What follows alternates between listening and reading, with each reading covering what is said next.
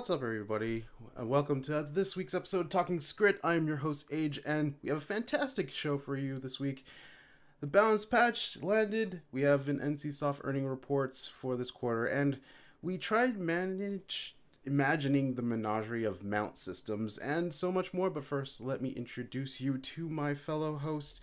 He is a moderator over at MMO Champion. With the new mount skin system, will it be a solid take me home tonight, or a million ways to die in the West? Say hello to Jim. Number two. But we'll leave that to the end of the show. So we'll get into that later. Hi, everybody.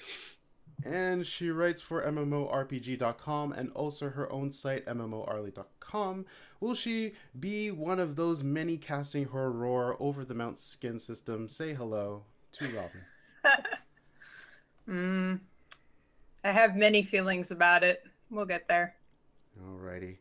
As you can see, Deo is not here this week. I will not be as punny, so I'm sorry about that. If you like, you have to try. I'll try my best. I'll try my very best. We demand puns. Yeah. Okay. Yeah. Dale's out for this week, and I'm hosting, and we will talk about the mounts thing. I know everyone wants to hear about the mounts thing. I will say this just as a prelude for everyone: we're going to keep it constructive. We're going to keep it respectful. So, no bashing of anyone and things like that. I'm out of here. Okay, we have one less person. You are the nicest person I know, even when you're angry. Yes. But for everyone else, we're going to try to keep it respectful. So this goes for like chat and Twitch and for YouTube comments. I'll remind everyone when we get to that point. But we're going to leave it for last bit because I know that's going to be the chunk of our show. We're going to cover everything else that kind of got overshadowed by this, but we shall see what happens. All right, so our first topic was actually something that we missed last week that we're going to talk about. So there are no Raid Masteries anymore. So POF raids will not have a mastery track. We learned that. They said that we learned as very quickly as a company, good masteries are hard to design. And if you create a good mastery, why lock it behind a raid? And it's better to use open world masteries instead of raid content. So what do you guys think about that? No new masteries for raiding. Well, I think overall it's good. I did like. So on the one hand, what I liked about masteries was they made them and it made them and enabled them to do new and interesting things within the raid. Just like, because if you had that mastery, you could do whatever, and then they could build that into an encounter and do things that they wouldn't have been able to do otherwise. But then it also blocked people from being able to do whatever that thing was until they got the mastery, which I think is a problem, especially because they're trying to make it so that, it's easy to bring people into raids and get them going in it and like learning stuff and joining without having to do a whole bunch of shit just to get in there. Like, that's not what they want. So I kind of understand some of the design behind it is they don't have the gear treadmill. So it's not like other MMOs where you beat a boss, you get better gear, you're better able to fight the boss the next week. That's what they were trying to do with the mastery. So not everybody has the mastery. The more and more people have the mastery, the easier it is for people to push through an encounter. Mm-hmm. I kind of get that, yeah, it's difficult to design a mastery, and it gets to a point where it's like, well, are we designing a mastery for every single encounter? If not, why don't we just put that into the encounter? Mm-hmm. Kind of like the chess event in Bastion of the Penitent. Is you don't need a mastery to interact with the three special things. You just need three unique people to pick up the powers. So that's fine. I totally get that. The flip side is this will help people who don't raid, because the problem is in Heart of Thorns, if you never raid, you never unlock the mastery track. You have to beat a boss to unlock the raid mastery track. So you can never actually earn spirit shards in Heart of Thorns content when you are at max masteries, which is actually something that came up in Bog Otter's chat one day that I was listening in. I honestly didn't think about it. Yeah, me neither. Huh. So that's one of the gates there, is that if they never introduce the raid masteries, you don't have to worry about it. so people can actually go back to earning their spirit shards. Well, it also is a bit of a mental thing, because although, like we were saying, at the end of the day, they didn't really make a big difference. I know for some people, just mentally, like thinking about getting into the raid, they're like, well, I don't have any masteries, so I'm behind on that. And you're like, it doesn't matter, it's fine, you know? And Creox brings up a good point, is that you do one boss encounter and then you just get all of the masteries out of the instances. So it's not like progressing the raid masteries was tied to raiding. Yeah. So I can Unlike understand. legendary armor. So it was a cool idea at first, but I understand why they're nixing it, and honestly, I think it's better for the game overall. Yeah. It's the right choice. So with raids going forward, how do you think they'll use the current masteries to make raids a little bit more interesting? I'm really hoping for mount mechanics in raids. Oh my god. Like, can you imagine a raid that involves like a battlefield, kind of like the story bit when you first get into the area where you get your Springer, and it's just that massive forged attack. Oh, for minor spoilers to anybody in chat. Yeah. Yeah, so you're like running around a battlefield and you have to take out like lieutenants or commanders or, siege points or something. That would be amazing. And then you need and then it's kind of like they have an opportunity for stuff like with escort in Wing 3, is you need like a couple people with Springers to go up a cliffside over here. There's a sand portal over there, so you need people with Jackals to go over there. So honestly, like literally anything that splits the team up so you have to be more efficient in a smaller group, I think is really good for raids. I always love raids that do that. And yes, Lynn, 2-month-old spoilers. There are people who haven't finished the story. I still need to go back and beat Beast of War because I didn't get my shoulder box. I haven't had a chance to do it again. So there you go. Well, I'm actually looking forward to see how innovative they're going to be, because they don't have that restriction of making new raid masteries, so I think it'll be very interesting.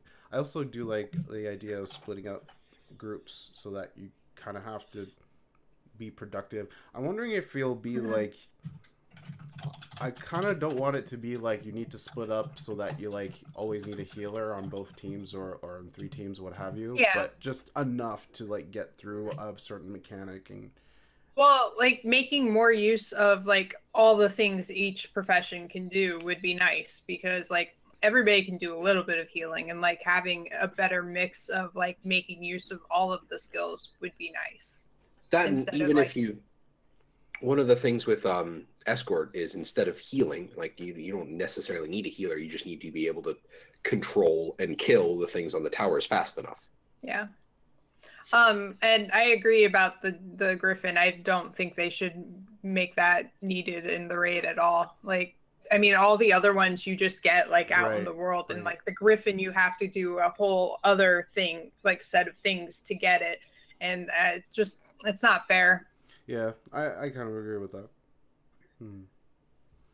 All right, so moving on to this week's news, we do have a quarterly earning report from NCSoft. The earnings are actually really interesting this time around. So we have new mobile games that NCSoft has made. So we have Lineage M that earned a... I should actually pop it up so you guys can see that. They actually have mobile games has 551 billion. I don't know what the currency is. I think it's won. But won. There you go. Yeah. Korean won. And then KRW. We have other games like Blade and Soul, 38 billion, Lineage, 35 billion, Guild Wars 2 at 20 billion, Lineage 2 at 50 billion, Aeon at 10 billion, and I'd like to note that WildStar isn't here. It's not listed at all. Yeah, tears. I kind of feel bad, but the thing is that's very interesting is that Lineage M had a huge success. You see that bar? It's quite insane right there. I mean, Lineage is ridiculous for them. Like all of the Lineage, the fact that they still make money on it. It's the original Lineage. Well, yeah, that's true. That released how long ago? Right? Yeah. I don't even remember how long ago it's been. It's ridiculous. Yeah. Like the thing that bothers me with this though, yeah, it's Lynn, press F for WildStar. Press F to pay respects. No. The mobile games thing terrifies me. Mm-hmm. That's the kind of profit that causes a company to completely pivot on their design. Yeah. Yep. It scares me.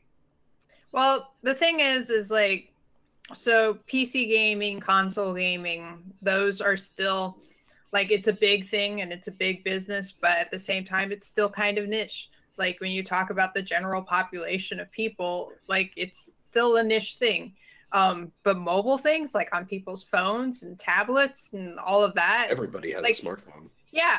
And everybody's sitting around on their phone at some point going, I'm bored. What can I find to entertain me? Like that shit is so lucrative for everybody. It's insane. And people downplay it a lot, but it's already a huge market share. Huge. Yeah, like I have my tablet, and honestly, like I mentioned before, being in Bogatter's chat, he has this he has an Ottoman Empire guild in a game called Summoner's War, which is just a RPG thing, and I play it on and off throughout my workday. I have my tablet sitting on a stand next to me, and when I'm trying to figure out something for code, I just tap a few things there, and move on to the next thing that I'm working on. So that in mobile gaming is super accessible. Yep. Because like I said, everybody has a phone. So it's just in your pocket. You can't carry it. Well, with the Switch, that's a little different. But like that was a really smart thing that Nintendo made. Like it's still another console, but because they made it so mobile and so switchable. Yeah. Like, yeah. You switch Deo, this is for you, and we switch. But yeah, it's easy to do. The only problem I have is that a lot of mobile games are kind of predatory. There are many mobile game companies that have been sued and lost for practicing predatory practices against children. Yep. So seeing that crazy amount of money made worries me. Well, the thing is like it's still like essentially a new thing. Like they don't have enough regulation and control into it. Like they can put so many things up there that never get done. I've seen mobile games that are essentially total ripoffs of games like World of Warcraft, like using their assets and everything. And they're like, hey, we made this amazing MMO on a mobile. And you're like, what the fuck are you doing? Like, it's obvious. So there's a lot of that going on. And I think over time, people will catch up and there'll be more regulation into it. But right now, yeah, it's like the Wild West out there. It's crazy. Like not all mobile games are bad like that. There are some really good mobile games that are a lot of fun and they aren't predatory at all. And the ones that you don't ever feel pressured to buy stuff in, but you still can. Like, I was talking about Summoner's War. I can get some of the more powerful creatures just by playing the game. They give you them for free. Like every month they have like a special dungeon that opens that gives you one of the rare creatures if you beat a few levels of it. That kind of stuff, like, sure, I could just drop hundreds of dollars on the game and get a whole bunch of crazy strong stuff, which clearly, I see people do, because the max level in the game is 50, and I've seen, like, level 20 people with crazy, stupid, powerful stuff. So, clearly, they're buying their way to that kind of success. But it's one of those things where you can build an ethical free-to-play game. Oh, yeah. It's yeah, sure, you're not going to make 551 million won. Yep. Yeah. But and this ties into a later topic that is part of my worry. But again, I'll bring that back up when we get there. Yeah. It's all about balance and improvements to these things. Speaking of, Yeah. we do have the balance patch that came out this week on Tuesday. Let's talk about first a bit about a few of the Path of Fire improvements. So there is a new collection of achievements for Path of Fire skins that have been added. There are several major events in Path of Fire that have been overhauled. Right-clicking a bouncy chest will automatically take the contents if there are no selectable item for most achievements and reward tracks. Yay! A useless item called a Black Diamond, which was not actually used in any crafting recipes, has been removed and replaced with useful crafting material of the same name. The old item, as well as the account-bound Brand Spark Jewel and Sunset Jewel items, can be traded with some vendors in the free city of Abnoon in exchange for the useful Black Diamond crafting material. So that's... I have to talk to that NPC because I have one of each of those. Yeah. And it says crafting jeweler, and I'm like, with what recipe? Yep. Yeah, so we have all of that. I do actually have a few of those now I think about it. We have also like various bug fixes and things like that, but we also have PvP Season 9. So, how's it going, Malthanis? How's your season going? Unranked matchmaking is better than ranked right now. Ooh. Really? Why? Ranked matchmaking, I don't know what they did to reset match values, but all of my placement matches, like my first 4 placement matches, were double digits in either wins, like the end for the losing team. Like nobody broke 100 for the losing team. Oh wow! And I'm 4-4 right now, and it was so swingy. Like it's bad swingy.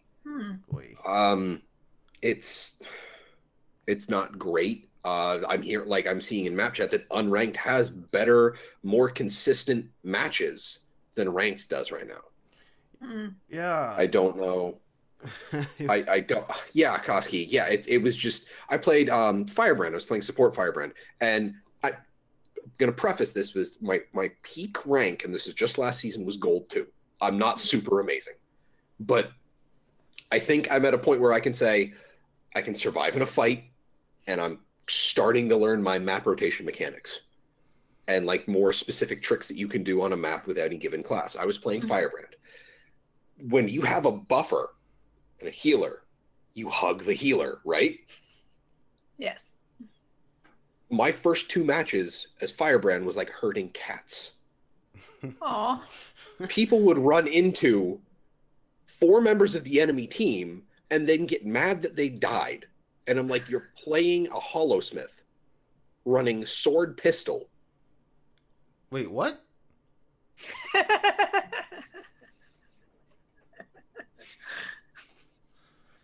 Oh boy. Yeah. So that is pretty bad. I have actually seen some tweets from like I've seen Sinjaniers have a few problems. Like doesn't enjoy some of the matches he's been in. Yeah. I've seen Jebro actually tweet today that top tier game. I think it was something along the top tier gameplay is 2 people capping a point. Yeah, it's that bad. So. Oh my god. That makes me wonder if they broke something on the back end or something with it. Well, it's possible that they completely wiped MMR values instead of just normalizing them. So everybody's at 0, so all of the matches are a complete shit show. That's awful. Until everybody builds up their MMR again. This was the first week of it? Yeah, the season started Tuesday with the balance patch, which the balance patch, no, we're going to get there, but has been fairly decent. But I don't even know why 2 people are capping a point because they got rid of the daily point capper. Yeah. Like, because you'd get that in PvP matches, is you get 3 people sitting on home at the start of a match. And it's just like, you'll cap a point eventually in this match if you're, playing. Just go do a thing. Go do things. I'm not sure what to say to that because I'm not playing this season as of this moment. Usually those like 100 to 500 stomps are just in like the first couple matches in your placements, and then they get better over time. But matches 7 and 8 were much better. Okay. But I had to get to matches 7 and 8 of my placements for them to be good matches. And I want to say I was hitting those decent matches at like matches 3 and 4 for the past few seasons that I've done ranked. Okay. And that's pretty brutal. Hopefully it gets better. Hopefully you guys can power through and get to the rank that you want to get to. They're also legendary this season. There you go. That's the spirit. All right. We also have the new amulets have been added. So the following have we have Avatar. That main stat is Power Precision, and the minor stat is Healing Vitality. We have Grieving, major stat Power Condition Damage, minor stat Precision Ferocity. Harrier, which is major stat Power, minor stat is Healing Concentration. Marshal, which is major power and healing, and minor precision condition damage. We have Swashbuckler, major power precision, minor condition damage vitality. We have Wizard, which is major power condition damage and minor vitality and precision. And when I say major and minor, it's like 1050 and then 560. So, and they also have the following runes: Weaver, Hollowsmith, Firebrand, Mirage, Soul Beast, Deadeye, Renegade, and Spellbreaker. Those are similar to the PvE ones, if you've seen those. So yeah, have you used any of these? Or any thoughts about these? Celestial is nice to have back. I might switch to that for my Elementalist. I haven't seen how Auramancer does in PvP anymore. I don't expect it to have changed much because it's a fairly solid build overall, and Elementalist didn't get anything too crazy done to it. Just buffs. Like, you can condense most of the patch notes for Elementalist this Tuesday to buff Sword. Yay! So, I actually want to try out Weaver because since I think it's fairly better now from what I've seen or heard. I need to mess with the sword because I heard that it just, like, when I played with it, it just feels weird. It feels weird because you're kiting all over the place. Well, I was going to say, does it feel weird in PvP? Because in PvE, I love it. Just the animations felt weird. They didn't feel as fluid to me compared to other melee weapons with an attack chain that I've messed with. Axe on Firebrand feels the same way to me. It just feels strange, like kind of clunky. Interesting. That is very interesting. I'm personally interested in Avatar. It's power, precision, healing, vitality. That could be interesting for like more sustainable setups. So could be, but also provides damage as well. So that could be interesting to toy around with. That's an interesting. That's basically Paladin, but swap the toughness for vitality. Actually, you swap it for healing, which is actually. It's power, precision, toughness, vitality? I can't remember. Okay. That could be interesting on a warrior using Avatar. Yeah. I don't know how well adrenal health and healing signet scale with healing powers, probably terribly. Yeah. Chat saying there were post-patch Weaver swords felt better for me, more natural speed. They were too slow. They reduced cast time, some skills, but still need a little more work. Okay, so yeah, keep giving them feedback and hopefully they get it to a better place. What else do we have? Oh, right. Apparently some dead bodies have been found in the Queensdale. So we'll bring that up for you guys. So there's been a whole bunch of skeletons appear when what's the boss called already? Shadow Behemoth. Shadow Behemoth. There we go. When Shadow Behemoth comes up, and this picture is actually from Kate, who's a regular on the viewer, and this picture was taken off of Reddit, and it shows that there's a red mysterious spirit that comes by every now and then near the dead body. So it was. I'm sorry, Inks. Had to let them know. Dan made me, so blame him. So yeah, it's very interesting to. Well, it's kind of more of a lore based thing. I saw it at the top of Reddit, and Dale saw it as well, and it kind of got glossed over. But we decided to put it in the show notes anyway, so we could talk a little bit about it. So, what's stuff being seen? I don't know what's going on. I have to look at these myself. But if stuff is showing up during the Shadow Behemoth fight, maybe we're going to see a Shadow Behemoth fight update. Mm. Because the Shadow Behemoth is boring. Yeah. It's been boring for years. Yeah, like I'll admit, like this is my first encounter with a world boss from Guild Wars 2 because most of my characters are human.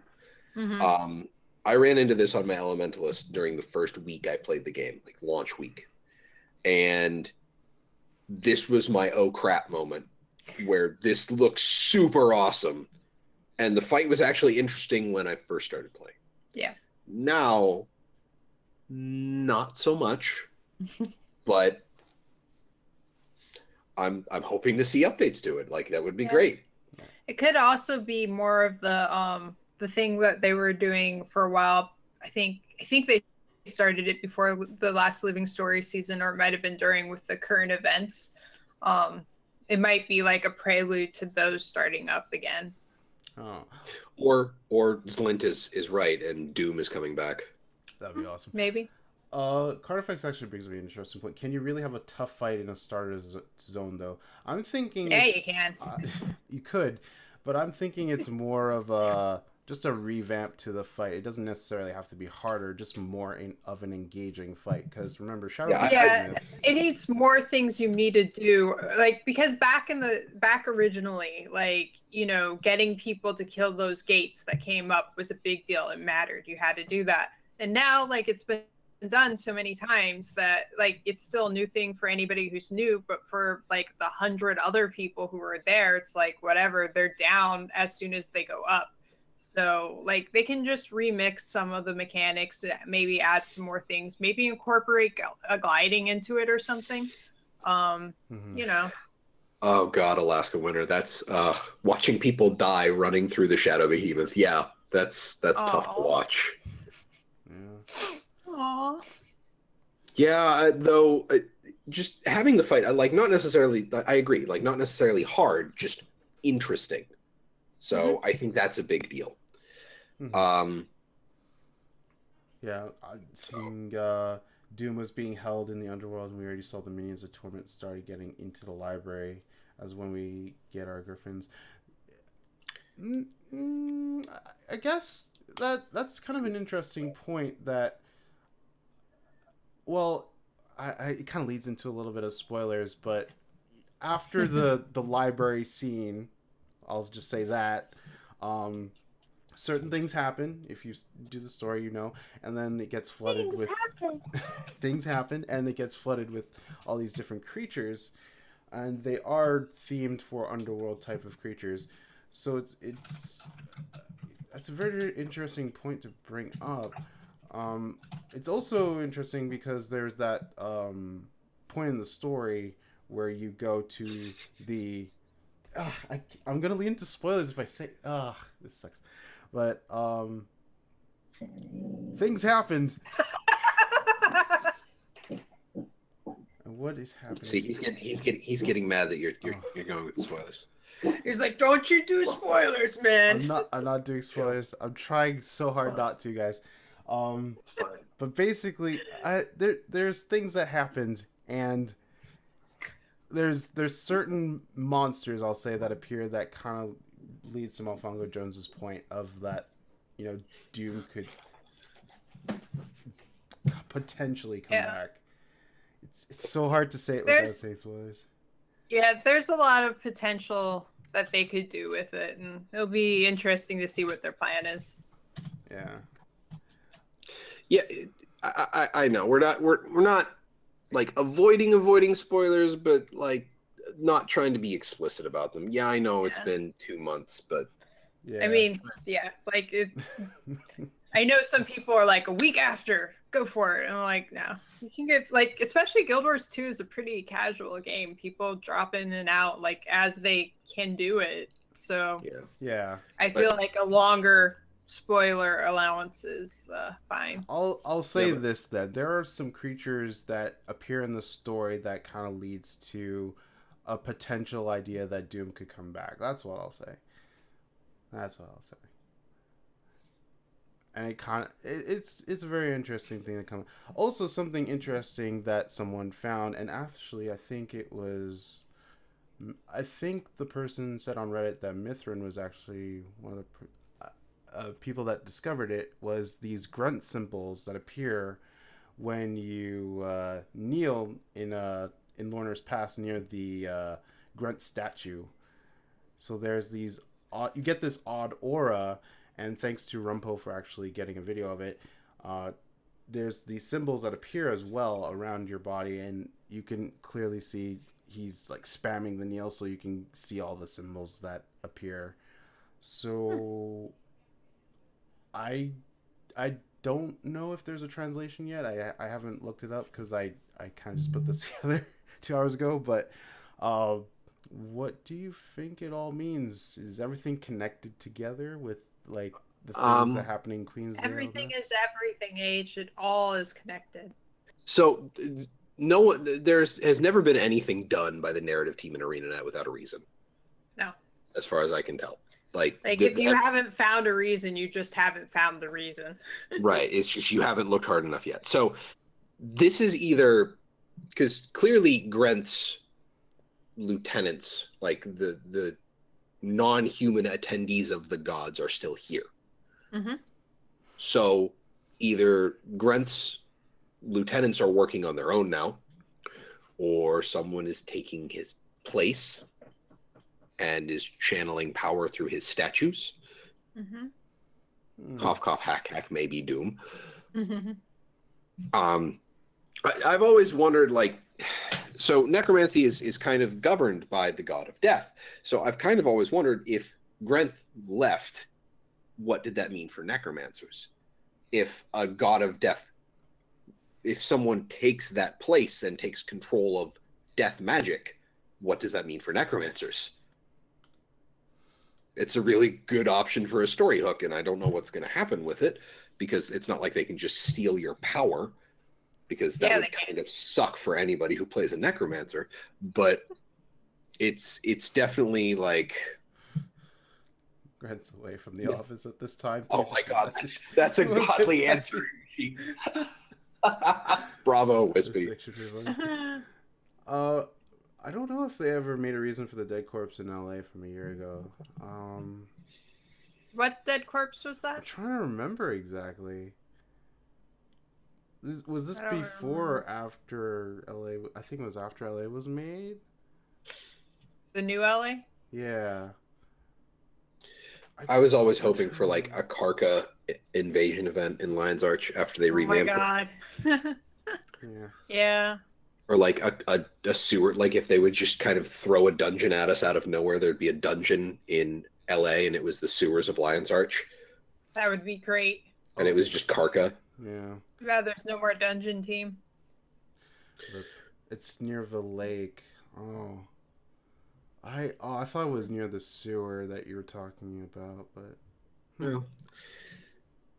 Can't really recall. But it's all very interesting. It could lead to something, or I mean, we still haven't found it's awesome that they put stuff in like this. I mean, that from what they've said is we still haven't found all of the Mystic Forge discoveries. So yeah.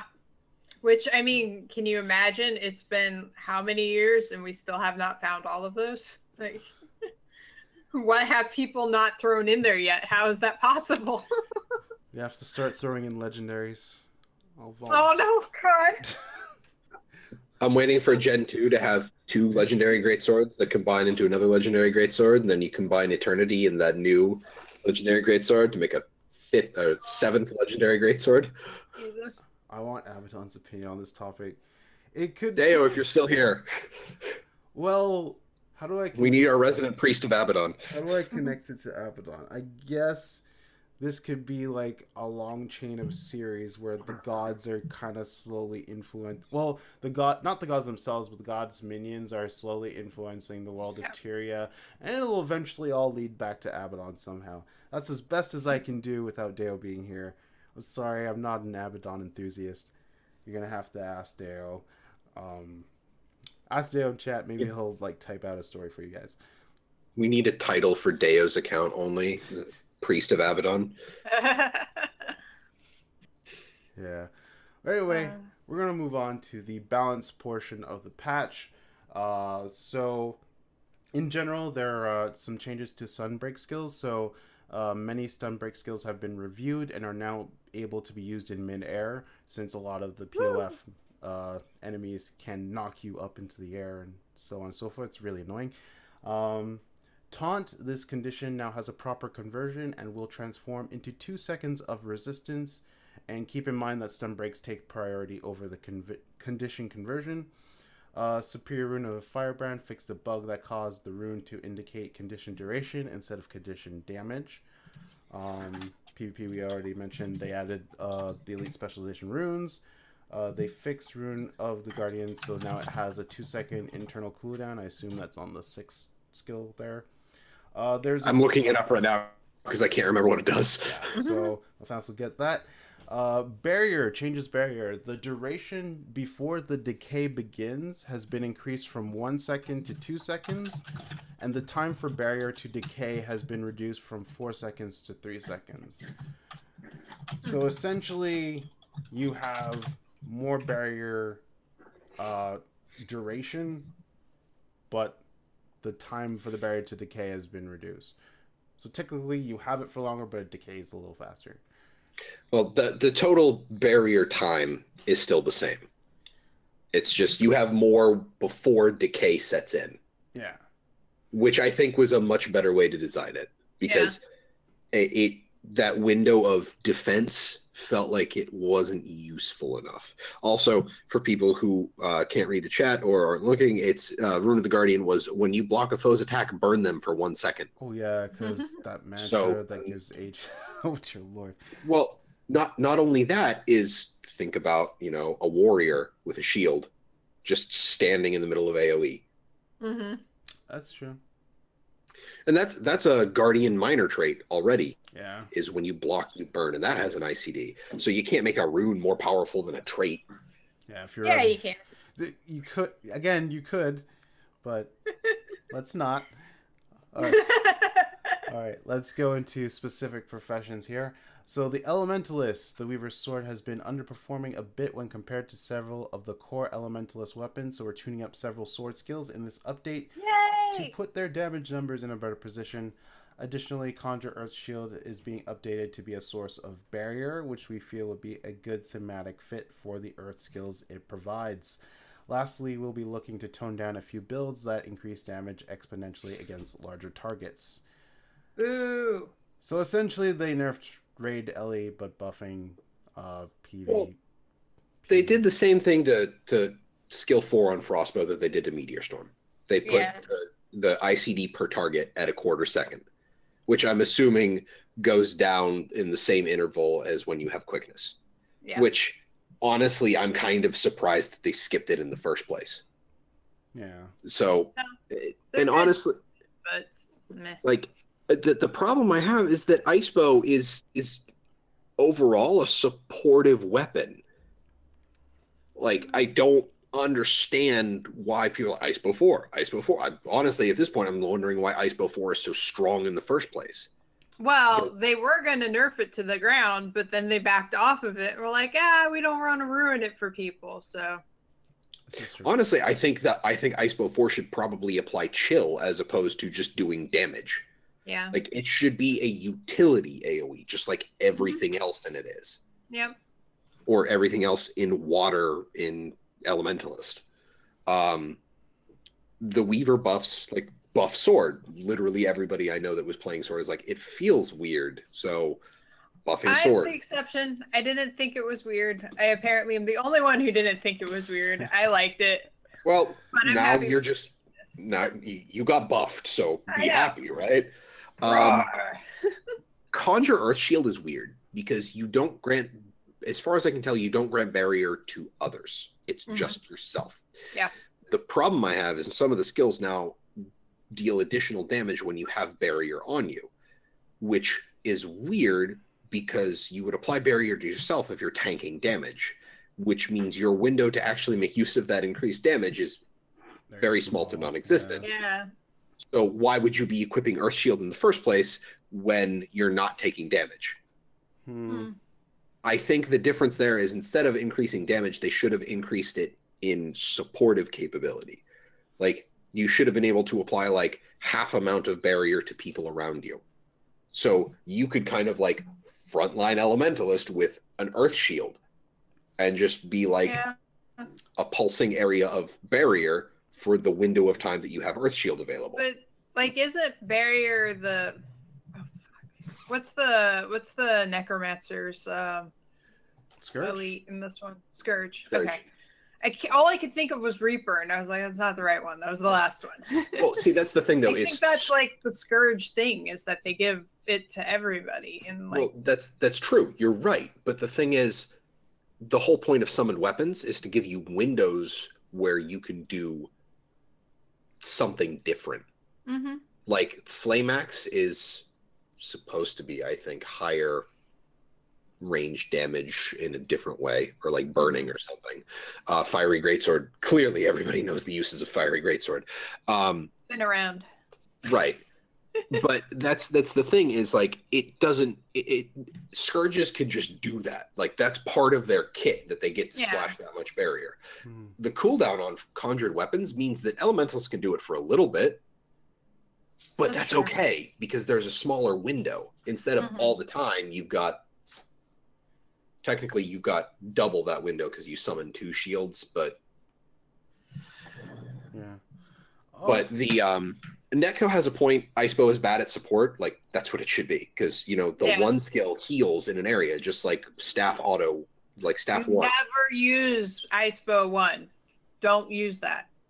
Don't. Well, the thing is, you can now, because it's not charges, it's just a time. That's true. So, but like literally everything else with Icebow is supportive conditions. You've got a giant ass stun. You've got the arc, the spread shot, which I think applies chill. You've got the 2, which applies a crap ton of vulnerability. Like, literally everything else about it is supportive except for 4. Yeah. Well, in general, I think some people in chat have already said, it feels better, could use a bit of improvement. I do think, even though they hit it for Raid, because I know they hit Fiery Greatsword, I think it'll still be fine. It always is. Yeah, it'll be fine. So I think that covers pretty much that. So let's move on to Engineer. So Engineer updates are focused around the Hollowsmith and improving the synergy of Photon Forge mode with other skills. To that end, the sword is seeing some improvements to smooth out rotations and to make heat stocking more valuable. Additionally, several Hollowsmith skills are gaining combo finishers to synergize with core Engineer's variety of fields. Hollowsmith rewards have been updated. Oh, yeah, that's important. A lot of the elite specializations that, when you have different armor pieces that you unlock, some of those armor pieces did not have good stat values. Like, for example, Hollowsmith,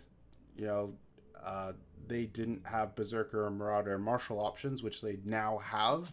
And so if you still have that piece or weapon, the change will reset your current shoulder piece and weapons, and just you'll have to reselect those options. So just look out for those, and if you have those pieces, just check them if they reset or not. Unless you've already scrapped it, like I did with my Firebrand axe. Yeah, I did for some of them. But yeah, Engineer updates, more synergy and better sword improvements, which really needed to happen. The change was the auto attack before got crit rating, or got bonus crit % based on your heat levels. Now it's just bonus damage. Because I think they kind of figured that, if you're running Hollowsmith, it's a high physical damage build, you're going to be running high crit rate anyway. So I think they kind of had an opening there for people to run like a high power, high ferocity build without having precision. But I can understand why they'd want to change that. Yeah. I've been running, I actually ran Hollowsmith yesterday doing map completion, and it was, I could see why it was a little bit on the low end. I was pretty much full Berserker. It was a little bit on the low end, which I kind of feel bad because before it was worse. I do think it's okay now. I feel like it could still be a little bit better. It's not like the worst thing in the world. That's how I feel right now. In terms of Photon Forge mode synergizing with other skills, I do feel like they do synergize pretty well right now. I'm not sure in the past, but I've heard people say that they just avoided using Photon Forge. Really, I just wouldn't use it. I really like it because what I would like to do is the Sword 3 gives you kind of quickness and based on your heat level. So if you're at 50 heat level, you turn it off. You do the 3 skill, and then and if you need the swiftness, there's I think it's the 2 sword skill. You swap back into Photon Forge, and you just do a bunch of stuff within that long time frame. The amusing thing, and I think it's why I don't often see Hollowsmiths in PvP, is the prevalence of reflects. And so many Hollowsmiths run basically they do the same thing as pistol thieves, and they kill themselves with their. Yes, that is a high damage skill. That is I've gotten 20k off of one of those rotations. It's really and they're running super squishy amulets, so they just kind of. I can understand it from that perspective, but I still think Photon I guess in that respect you just have to be really careful when you do use that skill. But otherwise, I think it's a pretty decent elite spec, and I think it does fairly well in PvP right now. Alrighty.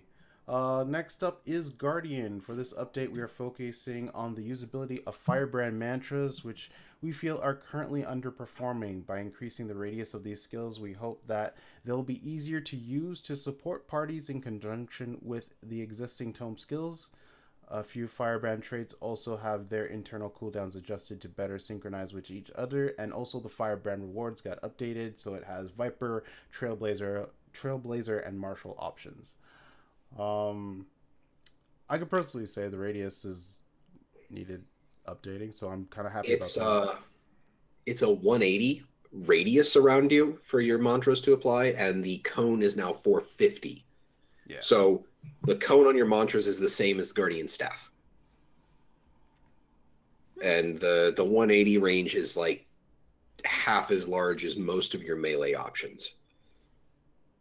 Or half, again, as large. So most of your melee options are 120s. So you actually have a fairly good area of influence. Yeah.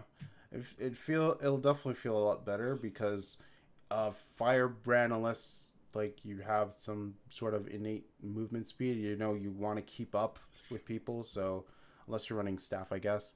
So it allows you to lag a little bit behind or ahead, but still apply some mantras. I kind of feel like they should have just been point blank AoEs at like 300. Because I still feel like Guardian's supposed to be in the middle of things. Mm-hmm. I guess you could think of it that way, but at the same time, there are a lot. Firebrand has a lot of skills that you have. If you have to direct a whole bunch of skills, that's a lot of microing you have to do. So that's why I said point blank AoE at 300. So it's like you just hit it and it's just around you. Up around you. Yeah, just straight up a radius centered on you. Because they're still different. I understand the cones kind of to differentiate them from mantras on Mesmer. Because all of the Mesmer mantras, I think, are targeted, aside from the heal. It's the person I have targeted gets hit with the mantra that I have. Okay. So. Well, we shall see how well things turn out. I think it'll be okay. It's just a nice quality of life change for Firebrands out there. Yeah. Next up is Mesmer. Today's Mesmer update is focused around the Mirage Axe. We've cleaned up several bugs and animation hangups that could cause the weapon to feel less smooth than intended. Additionally, we are adding camera refocusing skills that shadow step you 2 points around your target. These skills will now attempt to face your camera behind your character after the shadow step occurs, so that it's easier to keep focus on your target. That's awesome. So yeah, I know the Axe, I think it was Axe 3, Axe Ambush, I think it was called, got caused quite a DPS increase for Raid, because it was hitting your DPS went up to 40k, I think it was. So it's pretty high.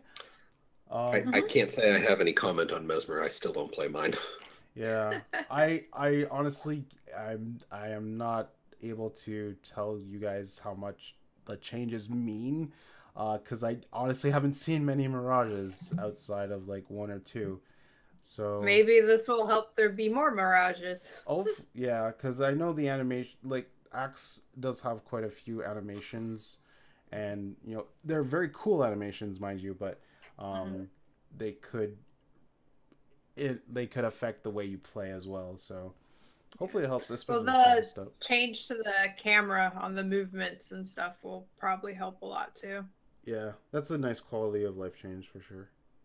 Okay, the next one is very interesting. So Necromancer, the Reaper specialization for Heart of Thorns is seeing a few significant changes in this update, primarily centered around Reaper Shroud. We're drastically increasing the damage of all Shroud attacks while simultaneously increasing the rate at which life force is lost while in Shroud. These changes are aimed at allowing Reaper to output more damage at the cost of some defense. In conjunction with these changes, we are also revisiting some underperforming Shroud-based traits to focus their power into specific high points centered around entering or leaving Shroud. It's important to also note that they did fix a lot of bugs that were happening with like Doomfire and some other bugs like that. So anything that interacted with Shroud Strike. Yeah. So basically. Yeah, there was a lot of bugs that were happening with the sandshades and proximity of you or your target and things like that. So hopefully those things are a little bit better. But I really want to focus on these Necro changes because it seems Power Reaper is exponentially deadly. I'll get to that. I just want to get this out real quick. So I have seen a lot of Power Reaper. It's really strong. The Life Shroud changes. I think it was from 3 to 5% draining now. But yeah, that's all I got. All right, go. These changes are bad, and they are a crutch. I need alcohol for this. All right, go. So, the whole point behind Reaper is they kind of wanted you to feel like an old school horror movie monster, right? They wanted you to feel like Jason. They wanted you to feel like Michael Myers, like the unstoppable, you will die kind of creature. Mm-hmm. Mm-hmm. Removing defenses is bad for that because we all remember what Michael Myers went through, like with people trying to stop him. Shot, stabbed, I don't know, they probably ran him over with a car at some point. I'm not a huge fan of horror movies. Increasing the damage by, I think some of the minimums were like 15 to 20% at minimum. Yep. Is a crutch. It does not fix the mechanical problems with Reaper. Reaper should not have access to damaging conditions via Reaper abilities. Reaper Shroud should not have poison. Deathly Chill should not exist. Because if they want it to be a power spec, they need to just double down and make it a power spec. Mm-hmm. And have like Scourge be the Condi spec or the support spec. So Deathly Chill, get rid of that. Replace it with an ability that revert the changes to Shroud. Revert the changes to Shroud's. Okay, maybe bump up the damage a little bit. I don't know, but not to the tune of 20% on some skills. Yeah. Replace Deathly Chill with an ability that increases your Shroud degradation, but increases your Shroud skill damage. Mm-hmm. Boom, there you go. Yeah. Or have it do that with like, because that's supposed to be the chill line, so you'd have to do something with chill, but it's not. You shouldn't have access to damaging conditions as long as Deathly Chill exists. With how easy it is for Reaper to apply chill, Reaper will be a Condi spec. Yeah, well, I mean, part of the original thing was like not only did they want it to feel like this like an old school like horror thing, like it was just coming after you and stuff, but they wanted it to be able to slow you down because they wanted it to like increase the kind of like tension there, like that it played into it originally. To be fair, and also to be fair, your auto attack does regain Shroud in Reaper Shroud. Mm-hmm. So and that's what the one Shroud's the one Shroud form trait is increases your attack speed while you're in Reaper Shroud. So that kind of focuses in that. But and Beorn, you make it. They want to make it a direct damage spec. Yeah, I get that, but then don't have Condi. Like you have two I'm types not of sure damage. they want to make it just direct. I think they want a little of both. Like they don't want it to be amazing at either, but do eat both well. But the problem is it only does one Condi well. I know. For just Reaper abilities. So my issue then is it's not so much that you're playing a Reaper, you're playing a Necromancer that has some Reaper abilities. So yeah. I do agree with Breakfast Torment about improving core Necro defenses. Just having it's really weird how Necro balance has been throughout the history of Guild Wars 2. It's just been so weird. It's either like super strong or not at all, or it's well, the problem with Necro is once you're in a fight, you're in a fight. You have one escape, and that's the summon worm ability, and you can swap places with it. So that's literally you drop it behind you, and then you're in a fight, and you're like, oh shit, I'm gonna die, worm. But then you've got a utility that does nothing. Yeah. Well, like Reaper was always kind of intended to be a Condi, not Reaper. Necromancer was always intended to be kind of a Condi thing, and that's why it struggled in the beginning, because there's the Condi stacks. Condi was bad, yeah. It just didn't work well. And I think they're still trying to carry that over. Like you're a Reaper or you're a Scourge, but you're still a Necro. So like if they removed all Condi from those, then it wouldn't really still be a Necro. I'm not saying that they should remove all Condi. I'm just saying damaging Condi. And then you'd still have your Necromancer skills if you wanted to do some Condi in there. Like you can still throw Blood as Power in there. You can still throw Corruption in there. You can still drop what is it? The one that destroys projectiles. Cloud of Corruption or something. Corrupt Poison Cloud, I think. Yeah, Cloud of Poison or Corrosive Poison Cloud. Corrosive Cloud. Yeah, Corrosive Cloud, and then do the spin, and you've got Poison Bolts. Like you can combo field stuff. You can combo field fire fields with your Whirl. There are plenty of options for you to still put out Condi without actually having Condi on your base skills as a Reaper, like in Reaper Shroud. Yeah. My problem with not necessarily Necro, but like the combination, just the Condi Necro, whether it be Reaper or Scourge, is that it's just an instant Condi bomb rather than what they want, which the Arena eventually wants is just eventual ramp up in damage. I don't want to stand in a Sandshade for 1 second and then have 14 Torment and like poison bleeds and burning at the same time. Like that's kind of ridiculous. You have 14 Torment because they turned all of your boons in like 2 seconds into Torment, because that's what Scourges do. Yeah. And anyway, just move Decimate's defenses as a Grandmaster, drop Brightest Bloom into Master Call, and I have to choose not to take Deathly Chill for power. Yeah, there's a whole bunch of suggestions. I'm pretty sure even the forums have a bunch of suggestions as well. It just really comes down to having it be like a balanced spec. Just not that's horribly overpowered, not underpowered. And that's kind of the hard part. Yeah, that's where they run into problems all the time with it. And this is the last thing I want to say, because I don't want to derail too much on this, because we still have the other big topic to go over, is when they drop giant damage buffs to scaling on an ability, on stuff like this, like direct damage, that kind of infers to me that they want something to be a power spec. Yeah. Like, that's kind of where I'm going with this, is if you want it to be a power spec, double down and make it a power spec by making the underlying mechanics do it. Don't just change the numbers. Because you can always change the numbers to make something viable. That doesn't necessarily mean it's well designed. Yeah. That's fair. All right, so moving on to Ranger. This is actually pretty important for you Raiders out there. In addition to improving the reliability of some new Pacifier pet attacks, we also did a pass on the Soul Beast stances. which we felt need a bit more tuning, and God, yes, they did. Core Rangers also seeing an increase in number of targets affected by spirits, which we hope ease the burden for raids groups, feeling that they need to always take 2 Rangers in every group for full coverage. Finally, we are making a big change to Grace of the Land and moving its unique enhancement to be a standardized might gain instead.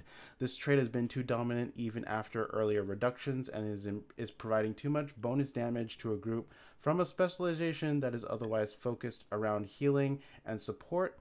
Couple the changes to the Warrior's Phallic Strength and Deadeye's Fire for Effect traits, we'd like to see more professions that are capable of providing significant amount of might in group settings. And also, Soul Beast rewards got updated to use Marshals, Vipers, and Marauder options. So, the hidden second nerf to Weaver. Let's start with the Spirit. So, Spirits now do one Spirit does affect 10 targets.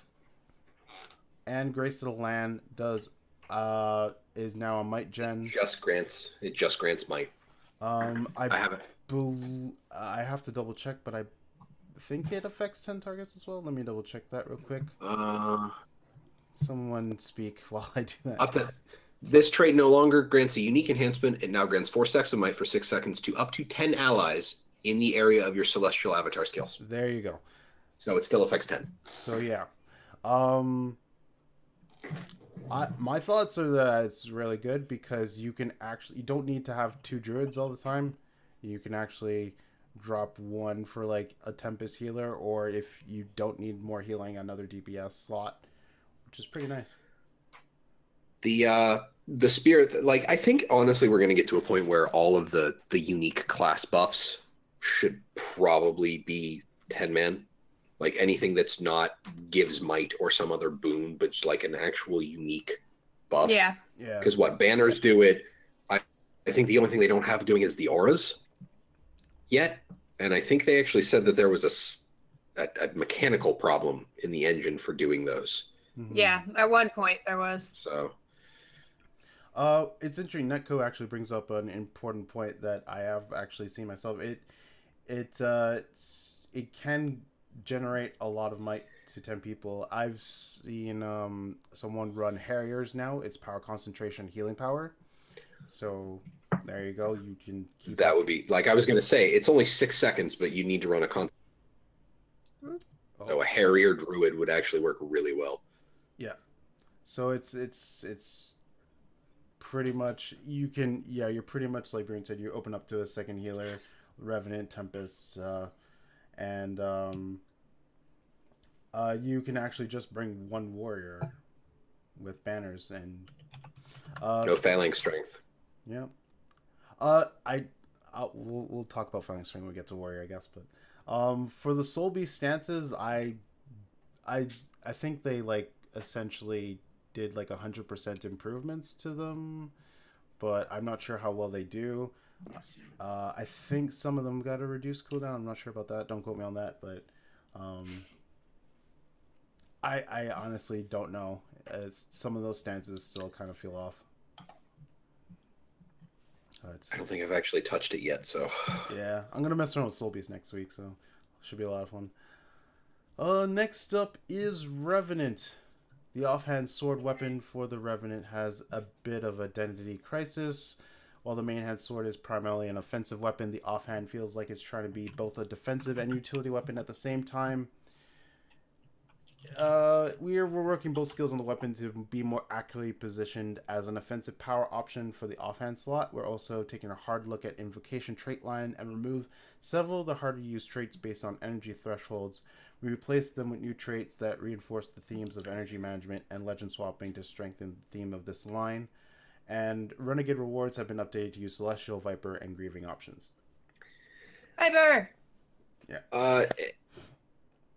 Anything? Oh, and Pickle Mac. The other Soul Beast bug fix is you don't drop out of merge when you dismount. Yes. So, which they needed to do badly. Just as soon as they do that to heralds for their auras. And Photon. Yeah. I can't mount while in Photon Forge mode, which kind of stinks. I kind of just want to audibly turn. You would burn your mount. Why would you want to do that? So that I don't get burned. I've actually done that too. um, but But yeah. Revenant's good. The changes to sword, I think, were a good idea. It makes it far more offensively focused. Um, the invocation line was a lot of micro. I think the invocation line retained its design past the point where they added weapon swap. So it was added micro of you now have weapon swap and legend swap. So I think that was one of the problems, is there was too much micro after that point. One of the main problems with Revenant, and it's from a Revenant player I know, is that energy management or energy costs are really high, and there wasn't a lot of ways to like facilitate casting skills while still like having enough to auto like use your weapon skills as well and things like that. So I'm kind of hoping that the invocation changes help out in that respect with giving energy. I know there's like one trait that gives 25 energy when you swap legends and you're at 10 or less energy, which would essentially ideally give you 75 energy instead of 50. So I'm kind of hoping those types of changes would really help. I haven't tried it yet, but we'll see. Um, oh yeah, and Inet did change equilibrium, which took away the burst, like Surge of the Mist type of thing. But I didn't depend on it too much anyway, so yeah, we shall see. Not sure if it helps for PvP at all. I kind of doubt it, but Yeah. yeah, we shall see. Anyway, next up is the best profession ever, thief. This Biased. Wow, I am not biased. It's not biased if it's true. This update for Thief. Bias. Oh wow, okay. This update for Thief is focused mostly around the Deadeye specialization, fixing bugs that were hindering them from reaching their full potential. Fire 4 effect has also been simplified slightly, as we felt the range restriction on the second set of might and short radius on might application made this trait difficult to use. This improvement, along with changes to phalanx strength and grace of the land, should offer multiple professions the opportunity to grant group might. One important balance change in this update is the change to unhindered combatant. While thieves and by extension daredevils are intended to be slippery combatants, the escape potential for this trait was a little too high. So for those, yeah, unhindered combatant is dash dodge. Malthus, go for it. I just know what you're gonna say. So go ahead. So I'll take over for Age here because he has trouble talking about this. I thought originally, just looking at it, is that they just put an ICD on the cleanse, because when you have unhindered combatant and you dodge, you cleanse cripple, chill, and emote. Which, okay, fine, that's cool. I thought they just put an internal cooldown on it. No, they actually kill your endurance regen for a period of time after you cleanse. Really? Your base endurance regen, I should state. Like any other... Like, you can still get it from traits and other endurance gain. Yeah. But your base endurance, your constant passive regen, gone. Yeah. So, I'll give an example real quick. So, if you use dash dodge and if you have chill, immobilize, or cripple on you, you will have a debuff call that will not allow you to naturally gain endurance for 4 seconds. And it doesn't stack, thankfully. That would have sucked. It just refreshes the cooldown, right? Yes. So essentially, you cannot spam your dash dodges anymore. You have to be more selective of when you dodge. That's pretty much what it means. At first, I was very worried about it, but after I played a bit of World vs. World with Daredevil, and just to see, I didn't run into many rangers or necromancers that cause a lot of the immobilizing cripple and chill that would essentially render me less immobile. But in the end, I think it's not the worst thing in the world. It does. Also, you can just short bow away if you're immobilized. Yeah. Which is dumb. Which they should still nerf that. Yeah, it sounds worse than it is. I don't think it's that horrible.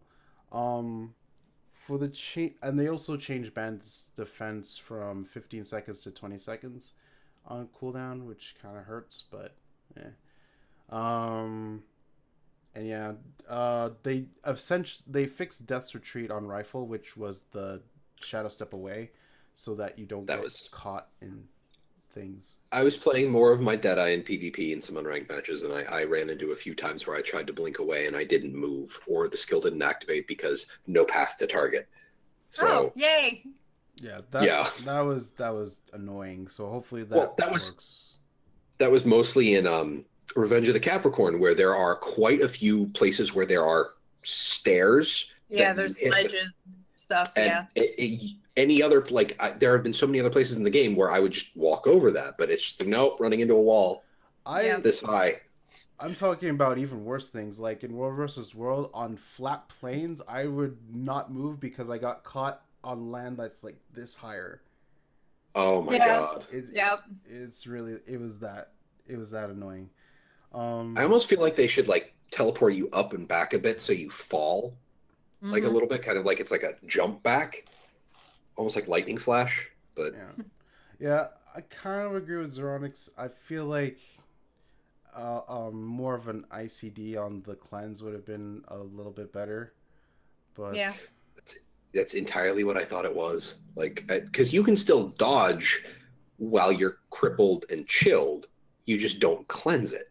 Yeah. You can't dodge while you're immobilized, but immobilized is supposed to be the worst of those three conditions. Yep. I don't know. Yeah. I mean, I'll live. I think I'll live. But I have seen some complaints a bit about it, but I don't think it's the worst thing in the world. Last up is Warrior. Axe is a warrior weapon that perhaps is... I have to say this before I say... This was the funniest thing I've ever read. So, Axe is a warrior weapon that is perhaps the most damage focused than any other weapon in the game. However, in some cases, it was actually a damage loss to use certain skills.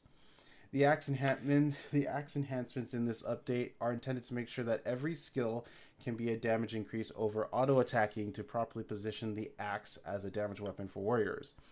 We're also normalizing the functionality of Berserker Stance and Balanced Stance to be shorter with stronger effects in order to prevent long stretches of stability and resistance chaining.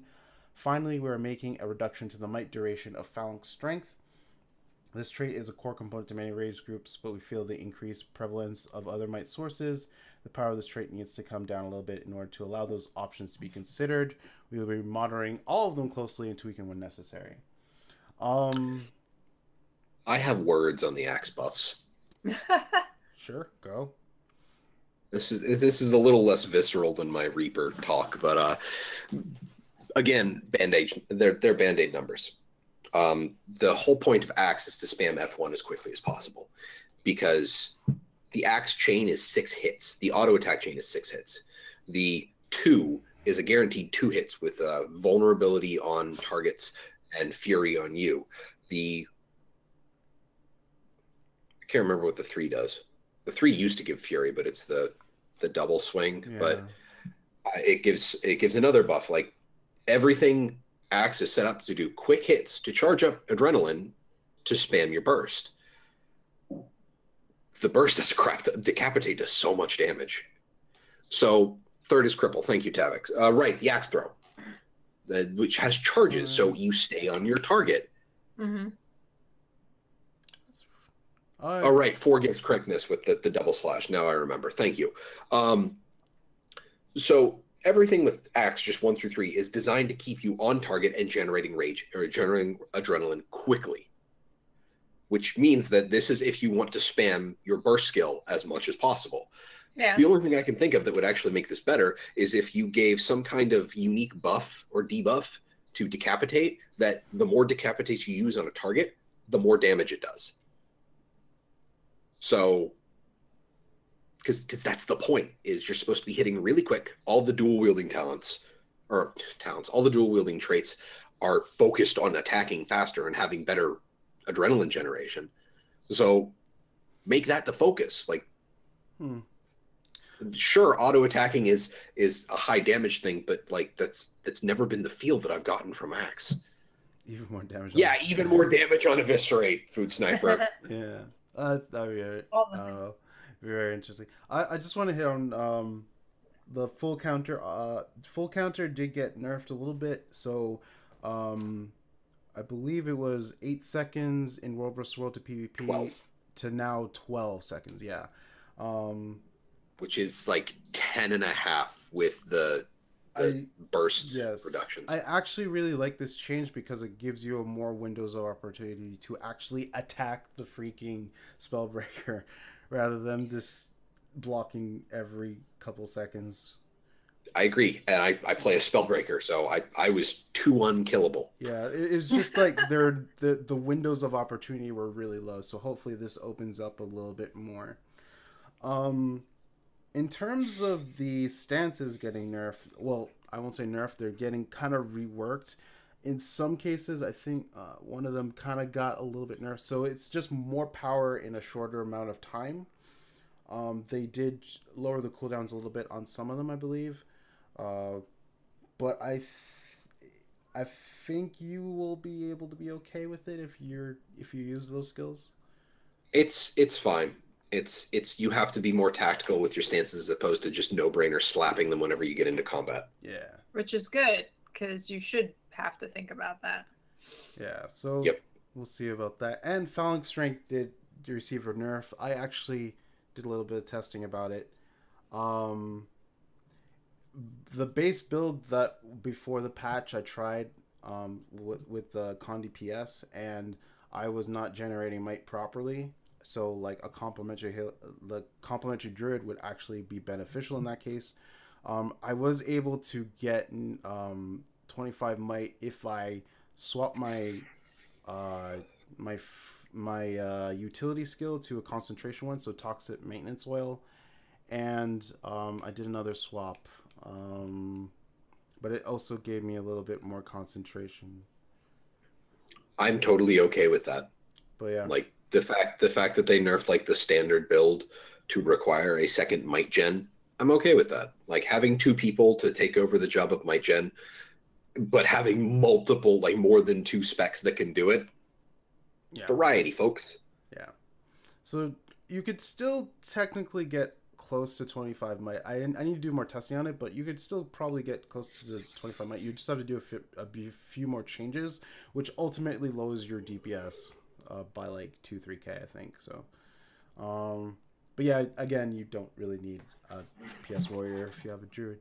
So, well, that would be entirely depending on gear. Like I get that, but that's like you're talking about a Harrier Druid with Harrier Minstrels, I think is what somebody mentioned up. Yeah, higher in. Yeah, a Stalker C. That's it, Sigil. That's what it was. But yeah, that's all the balance stuff. It's useless. Just take Druid. Feels bad, man. And I know QED plays Warrior, so. Next up, we do have the community quarter. And actually, speaking of, QED's guild discreditized. The Fractal Gear Optimizer did get an update, so it includes more relevant attribute combinations, traits, stat infusions, and stat infusion combinations, allowing you to rank your results by healing, survivability, and damage, including condition damage. So, pretty good. I did take a look at it today, and messing around with different little options as well. So. And QED, I know I said I'd look at it earlier in the week. I didn't have a single chance at work. It's been just a bonkers week. Hooray, setting up for the holidays. Yeah. Holidays! But yeah, I'll put the link in chat so you guys can check that out if you want. And this week we want to do a little bit of self-promotion for Community Corner to enable you to self-promote. So if you join our community Discord, we now have a self-promotion chat channel. So once you become a regular, which is rank 3, unless we award it to you, you can post whatever cool content you're making, whether it's a vlog, a blog, video, stream, art, and whatever you're making. And anything. if it's Guild Wars 2 related, it might end up on the show. So we are always looking for different things by the community that we can showcase, so that you guys get looked at a little bit more. So the link to our Discord is below the channel somewhere, I'm pretty sure. Somewhere. Yeah, somewhere there. All right. Um, now we're reaching near the point of the mount stuff. I'm gonna The happy talking. yeah, we're going to the jump store section now, but I'm going to bring up again. Let's keep it constructive. Let's keep it civil, and we can all bring up good points together to come up with, and we can. At the end of the day, we just want to understand what each other are thinking, and we be respectful of one another. So let's get started. I will be right back before we get to that. Yeah. Talk about mounts. Yeah, well, first before the mounts, we're gonna talk about the mysterious sand chest, black lion chest, which are now mysterious, sand chest. So the black lion material bag returns with the black lion material bag Lona. It's been added as a new guarantee item. The new Wild Magic Backpack Glider combo is available as an uncommon drop for the duration of Mysterious Sands. I'll actually show that to you guys real quick. That is not what I want to show you. There. That is the new Black Line, the Magic Backpack Glider combo. So it is a back piece and a glider. You cannot dye it. And it is an uncommon drop for the duration of the Mystic Sand chest. It's okay. I'm not sure how to describe it per se, because it's like orbs on your back that extend into a glider. Yeah. But yeah, it's cool. It's okay. I mean, I personally wouldn't go for it, but actually, I guess it depends on the character too. But yeah, a back piece to go with Aurora. Actually, you might have convinced me now. Yeah. The Fallen Balthazar package remains as available as an uncommon drop for the duration of the Mysterious Sand chest.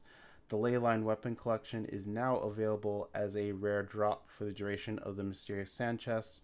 And the Dream Thistle weapon collection is now available as a super rare drop for the duration of the Mystery Sand chest. Ooh. Yeah. That's amazing. So, now, Thanos, what do you think of this new magic glider that is in the Black Lion chest as an uncommon drop? I haven't even looked at it. To be honest, I'm kind of... while we can't dye back items, I'm kind of bothered by it because my back items change color. When I go from glider, like the matching glider doesn't work. Yeah. I got the Wings of Dwayna glider, and I don't think you can actually dye the framing on it. So the back piece and the glider look exactly the same. And I'm okay with that. But my Shining Blade glider changes color completely if I use it as a back item. Yeah. I don't like that either. Yeah, I'm not a fan. And if they were like, oh, well, we'd have to, like, we can't do it. It's like, you could. Because you keep adding new things that we can change dyes to. We had the gliders, we had the mounts. You can change it for back items. It's just you don't think it's worth the time. Just say that. Mm-hmm. Don't say that you can't. Just say you don't think it's worth the time. Yep. I don't know. Well, that's some honesty from Malthanis. I think Inks is rubbing off you a little bit. Anyway. It's the beard, I swear. Yeah. Next up, we do have a new Black Lion weapon. It is the Shifting Sands weapon. They're available for one Black Lion ticket each. So what are your thoughts about it? I kind of like the effect that they have, like traces of sand that come off of them, personally. I think it's really neat. The great sword is dumb. Like I was trying, like I'm using the Balthazar greatsword on my Guardian, and I just like all of these greatswords, and like I think Aaron would call them hot dogs on sticks. Yeah, he would. And it's just like there are these little stick handles and these giant freaking models, and I get that it's to show off the effects on them, but give me something that's like subtle but still not the like iron, bronze, whatever, like the baseline skins for like white weapons. Yeah. Like, yeah, it's a paddle made of sands, Lynn. Exactly. A paddle made of sand. Yeah. I do like the mace looks cool. The mace and the rifle look really good. I see. I like those traces of sand that just like come down on it. It's Yeah, like the effect is good. The shield looks good. I think the shield looks good. We need more tower shields. It's a shame it's a black lion skin. Yeah. But like the ones that are these giant honking like flat pieces of metal, I know it's to show off the effect, but it's like it doesn't look great. Mm-hmm. I know it looks hilarious on Asura because you've got this tiny little Asura who's got this giant greatsword and you're just kind of running around, but yeah, Ed Rando, I want great access too, but that'd be sweet. Yeah, now for a limited time, the Maguma Series 1 Living World Season 1 and Dragon Minion Miniature Collections are available when using the Black Lion Miniature Claim tickets. And Black Lion keys are always available in the gem store for 125 gems each, and you know the tiers that follow afterwards. So like I think it's like 5 and 25 or something, or 10 and 25, but something like that. Yeah. Something interesting for the makeover kits: exclusive hair colors, eye colors, and accessory colors are now sorted by hue when using a total makeover kit or self-styled hair kit, which is really helpful. Like, why wasn't it like that originally? I still say they need to roll some of the unique ones into the base stuff because the base character creation options are just abysmal. Mm-hmm. Yeah. All right, let's do it. First, we're going to talk about mounts. We're going to talk about first the Reforged Warhound Jackal skin. This Jackal skin has a unique teleport animation of fire. It has 4 die channels, and it costs 2,000 gems. A lot of gems. And it looks. Let's start with Arlie first. Why me? Because we're putting you on the spot. Pressure. All right. Like, I'm just curious where they got that price point for, because it looks awesome. And I'm sure it took a lot of time and effort to make it. Like, I don't discount that, but 2,000 gems for a skin? Like... Yeah. Oh, to put it in context for people, 2,000 gems is equivalent to $25 US. Yeah. Like, if it was a skin that made it into, like, a different animal, like made your Jackal look like a fox or, like, something else, I don't know, then I might be on board with that, because that would be a huge change and, like, a completely unique and different thing. But, like, it's really cool, but I don't know. It feels like too much. It doesn't look like it has any particularly different animations. Mm-mm. Like, it's still, I haven't seen like the Howl idol, but it's just the minor particle effect when you teleport, and like the particle effects coming off it are kind of like a black fiery smoke. Yeah. So the model is new, but at the same time, like, it's still using the same movements. Now, I'm not saying it doesn't look gorgeous. It looks great. Mm-hmm. It looks fantastic. I'm kind of on the same fence. Like, they even went to the time to put unique footfalls in for it, which is amazing. It's great. Different than the base Jackal footfalls. But 2,000 gems, I would have stopped at 1,200 gems for this. Yeah. Because that's $15. I think I would even felt like okay with like 1,500 gems. Like, I know it's an arbitrary number, but like, it's just like 2,000 feels like too much. I don't know. That, and like they said, the base Path of Fire is $30. So that's for $5 more, or you get ostensibly an entire expansion. You get the chapter, the Path of Fire story chapters, and then the living story that comes after it, plus all of the updates. Yeah. So they're saying that this mount is worth 83% of what Path of Fire was worth. Yeah. Bjorn kind of brings up an interesting argument that I've seen a lot, is that it's the market price for premium mounts on other MMOs. Those are other MMOs. They work differently. It's a completely, like, we were actually talking about this because we've been talking about this for days. Just so we actually, like, Age and Deo spent Thursday night several hours working on the show notes for today. I was only there for part of it, but this has been a lot that we've been trying to get all the ducks in a row, so to speak, or all the mounts in a row, I guess would be more topical. But yeah, it's a completely different market. Like, I know other games have this, but like, for example, like I always bring up League of Legends. A legendary skin in League of Legends, for example, for those who play, DJ Sona. DJ Sona is $34.50 IP. The week a legendary skin releases, you can buy it for a discount. I can't remember if it's like 25 or 50% off. The skins are, you actually get 3 separate skins for that. All of the legendaries in League of Legends are like varied. The Pulsefire Ezreal changes as you level up in game. Spirit Guard Udyr has completely new VO, animations, particle effects. This is not so crazy different that I think it is worth $25. Yeah, I think I understand Beard's point. It's just, he's not like disagreeing with like the number is good or bad. I think he's just saying that like this is a price point that is in other MMOs, so it's like the starting point when it comes to mounts. I think that's what he's trying to think.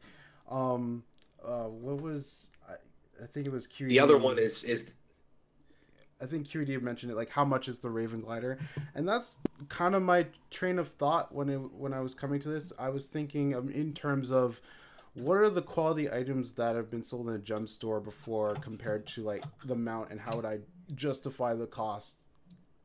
You know, so the Spirit Raven Glider was $500.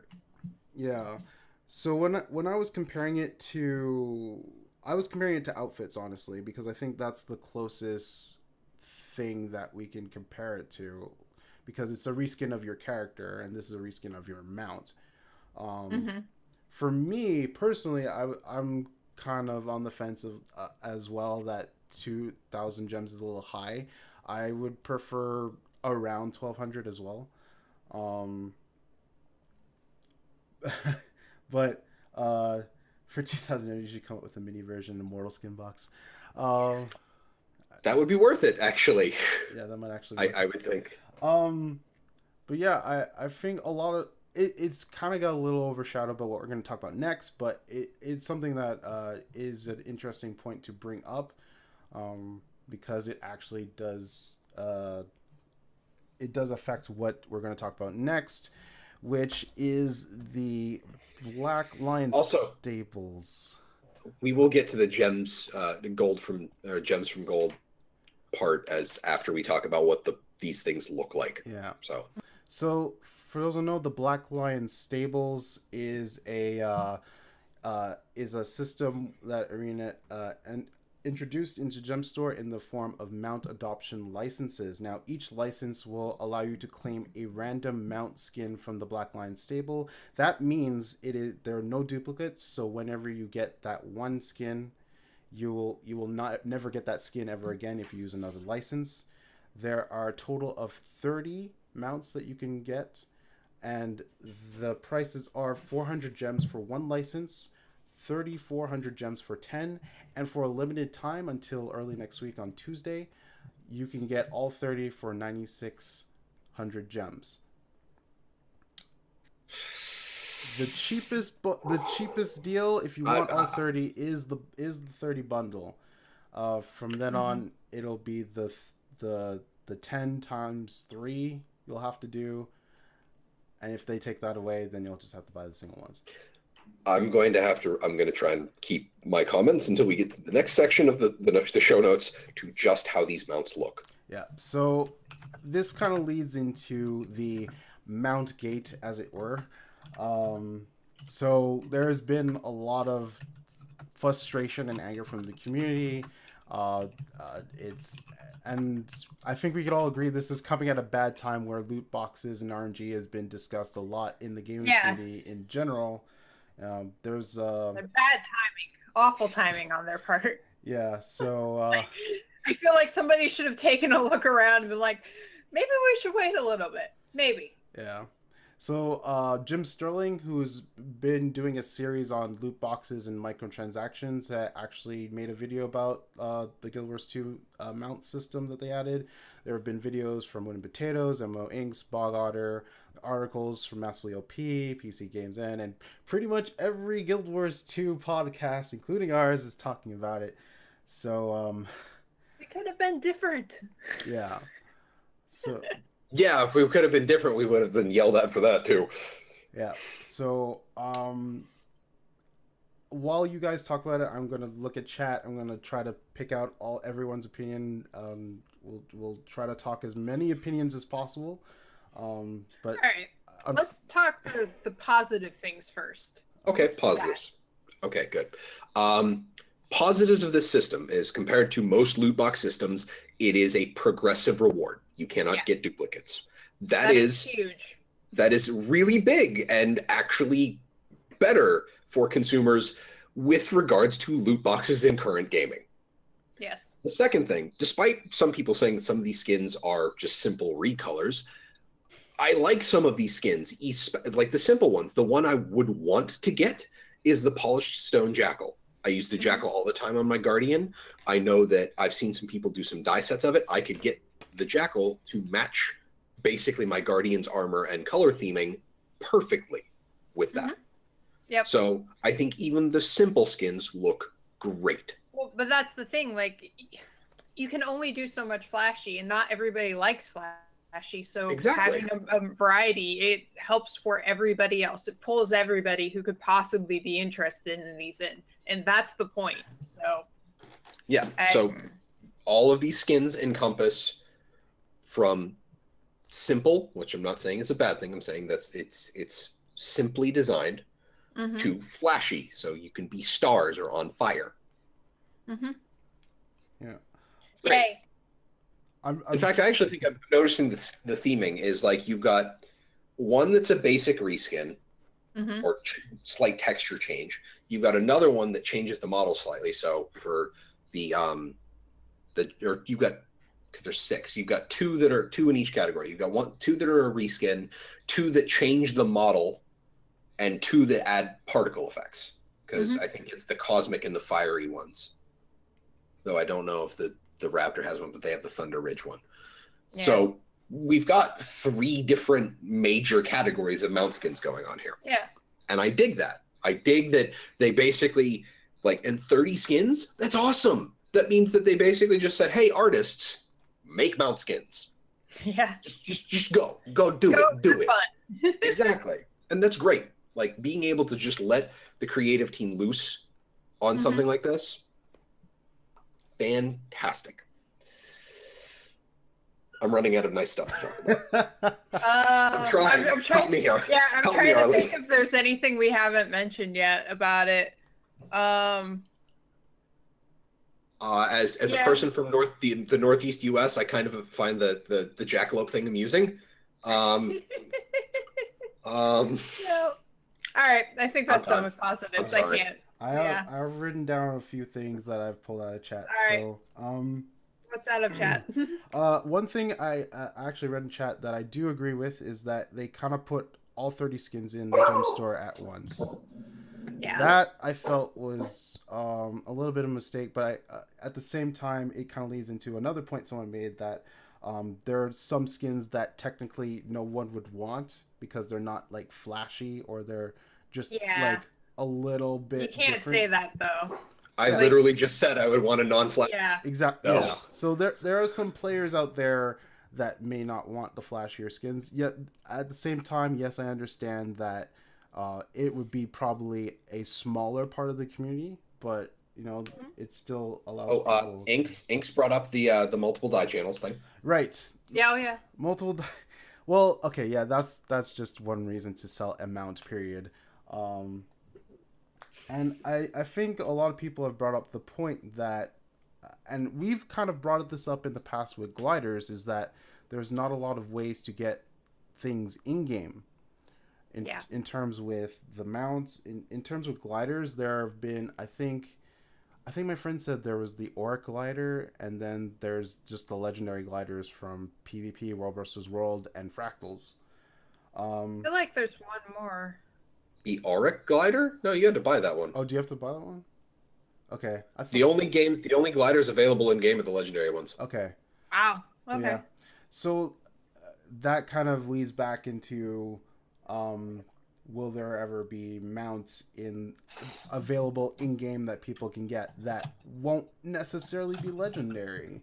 Because it takes, I know a lot of people who probably want those legendary gliders, but they don't want to spend all that time, especially in PvP the way it is right now, going in and doing that content just to get a glider when they can do a bunch of achievements in order to get a more simplified glider. It doesn't have to be legendary. So it's kind of the same path we're going with mounts. Yeah, I don't expect them to put very many, or if any, alternate skins in the game. They put the base mounts in the game and you get those by playing, and I feel like from their model so far, it would be silly to expect alternate skins in game like that. That's where they make their money, off the cosmetic stuff. That's what they do. And I do think that it's possible that we could get a legendary or master mount skin per one per mount on at the end of a long collection, much like the legendary gliders. But the reason they put the legendary gliders in is because people really wanted legendary backpacks. Yeah, I was going to say, there's no space that mounts. Yeah, what would a legendary mount do? You can't make it mechanically work differently, because that would be unfair. There are 5 mounts, right? Uh-huh. Legendary trinket slots. There are 5 legendary trinket slots available. You've got Aurora. You could have multiples for each slot if they wanted to do that. But or they could just introduce it for the 4 base ones, because not everybody's going to go after a Griffin. Spider-Man. Sorry, I was reading chat. Yes, Ed. I would use the spider mount all the time. I would not. I would say make its movement ability the one from the Spider Rush. I would say kill it with fire. And yeah, especially the way they move. Not good. But we're getting off topic. Yeah. Right.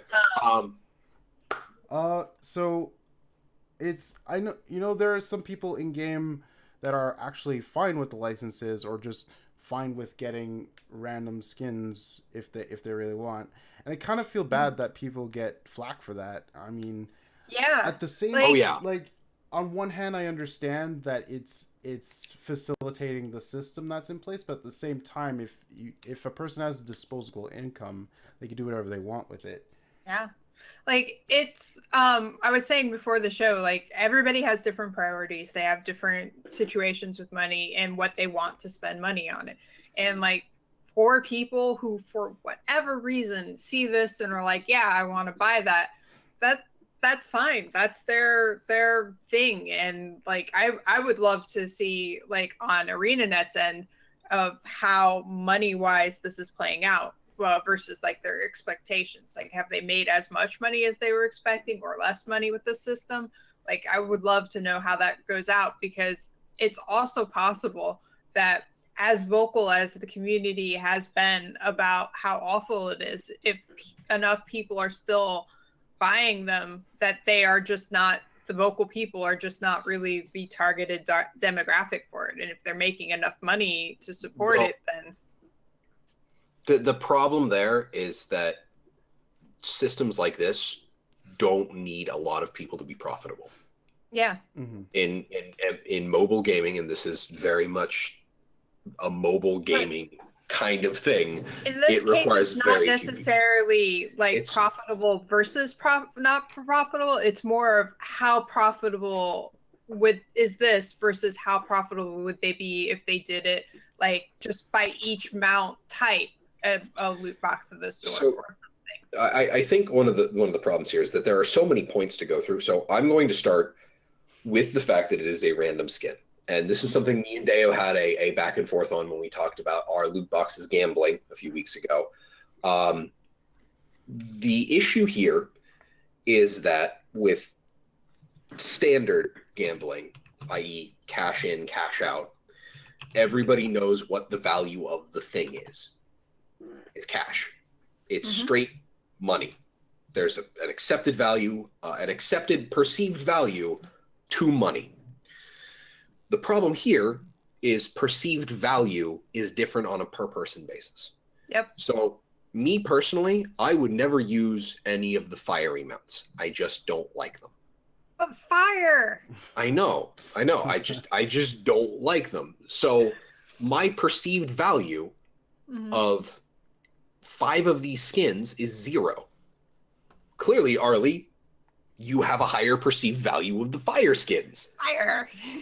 So that's the problem here, is that with a random chance, there are skins in this loot box that are 0-sum results, or not 0-sum, they're 0 value results to you. Despite the fact that if you get them, then you have a better chance of getting your next one. That's just getting you to buy another one, which is give us more money, give us more money. So when I look at stuff like this for any kind of loot box, I look at the value of what I want to get out of it, like the potential cost. For the Black Lion chest, since there's no like scaling RNG based on how many you open, the cost of, say, an elemental sword that I got lucky and I got within 5 keys when it was in the box, technically infinite because I might never get it. Technically, these skins, if I buy the 30 pack, it's 9,600 gems, which is what, like $100. Yeah.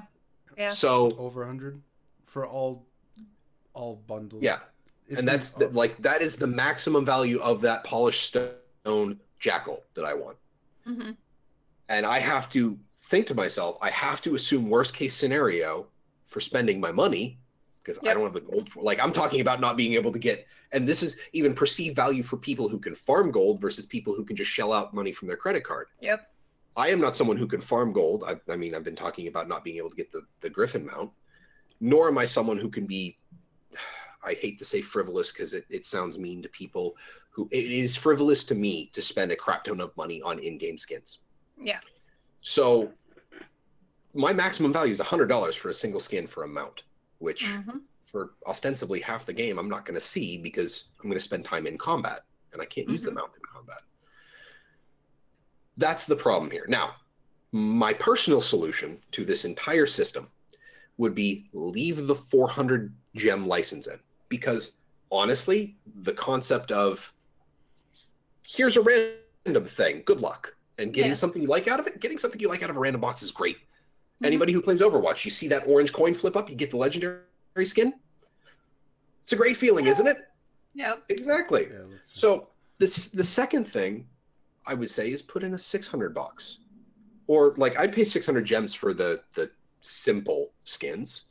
I'd pay 800 for the model change, and I'd pay 800 for the particle effect change. Maybe if it was a crazy amount of particle effects, I might even pay 1,000. But I honestly think if they would have offered direct buy plus the rando, this would have been far better received. Because you talk about Black Lion chests. One of the biggest things is Black Lion weapon tickets, right? The economy around that is you get people who want to buy the Black Lion chests or the keys to open the boxes to get the tickets because they want to get the super awesome weapons and put it on the trading post for money. They don't want the skins, they just want the gold from it. So there's an economy there, but these are account bound. This is all just you.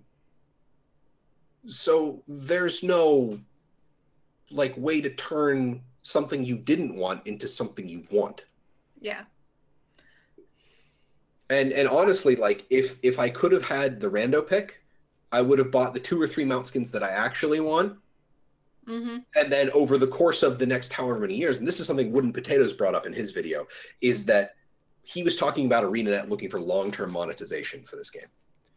He brought up the earnings report. And honestly, something like this, if they would have just been able to keep adding mount skins to this adoption license thing, it would have been great for monetization. But as long as they added the ability to buy a specific license or buy a specific mount. Yes, Iceland, but people would buy random because it would be a discount from the base price of direct buy. Like, sure. They could potentially get the one they want for less. That's been a draw. Like, I guarantee you, I would instantaneously buy the polished stone Jackal for 600 gems if I could right now. I would take my credit card information is already saved in the gem store. I would press that button and I would get that mount and I would equip it on my Guardian. And that's the skin that I would use for my Jackal on my Guardian. And then as I go forward in the game, you know, every so often I like to try and do a regular transfer of gold gems just because I like having gems on hand in case I see something I like. In the future, I'm like, I have 400 gems. Let's see if I get lucky from the mount license. Mm-hmm. Yeah. And that's what people would do. Or people would just be like, I want to buy gems for myself. I have 400 left. I'll buy a mount license. Yeah. Yeah. I'm actually gonna talk about chats, talking about NCSoft probably influencing ArenaNet, and it kind of goes back to the quarterly earnings report that we talked about earlier, and mobile doing substantially well, much more better than the MMOs. It's actually that it actually outdid Guild Wars 2 in its like 5 years apparently. So, in one quarter, so that's pretty impressive. So, and mobile games, as most of you probably already know, has a bunch of microtransactions, and loot boxes is kind of one of those things as well. So, I don't know how much influence NCSoft has over ArenaNet in terms of the gem store. It's kind of interesting. It's a kind of an interesting topic to actually think about. But I don't know. You guys' thoughts on it? I mean, there's no confirmed chain of command. I mean, we know that ArenaNet publishes themselves now, so I don't know how much NCSoft has to do with ArenaNet's day-to-day operations. Yeah, it's like there's nothing really to base it on, unfortunately. It's just pure speculation, and it's just like when people speculate about how EA ruined the end of Mass Effect. Yeah. That's preface personal opinion. I want to bring up the point. There's that statement from Mo. Yep. Oh, sure. Go ahead. There's a lot of things in there, but one of the things I was just thinking about was in the section where he was talking about some of the benefits that they intended when they put this in. One of the bullet points is you've requested variety, and this is a way to support variety.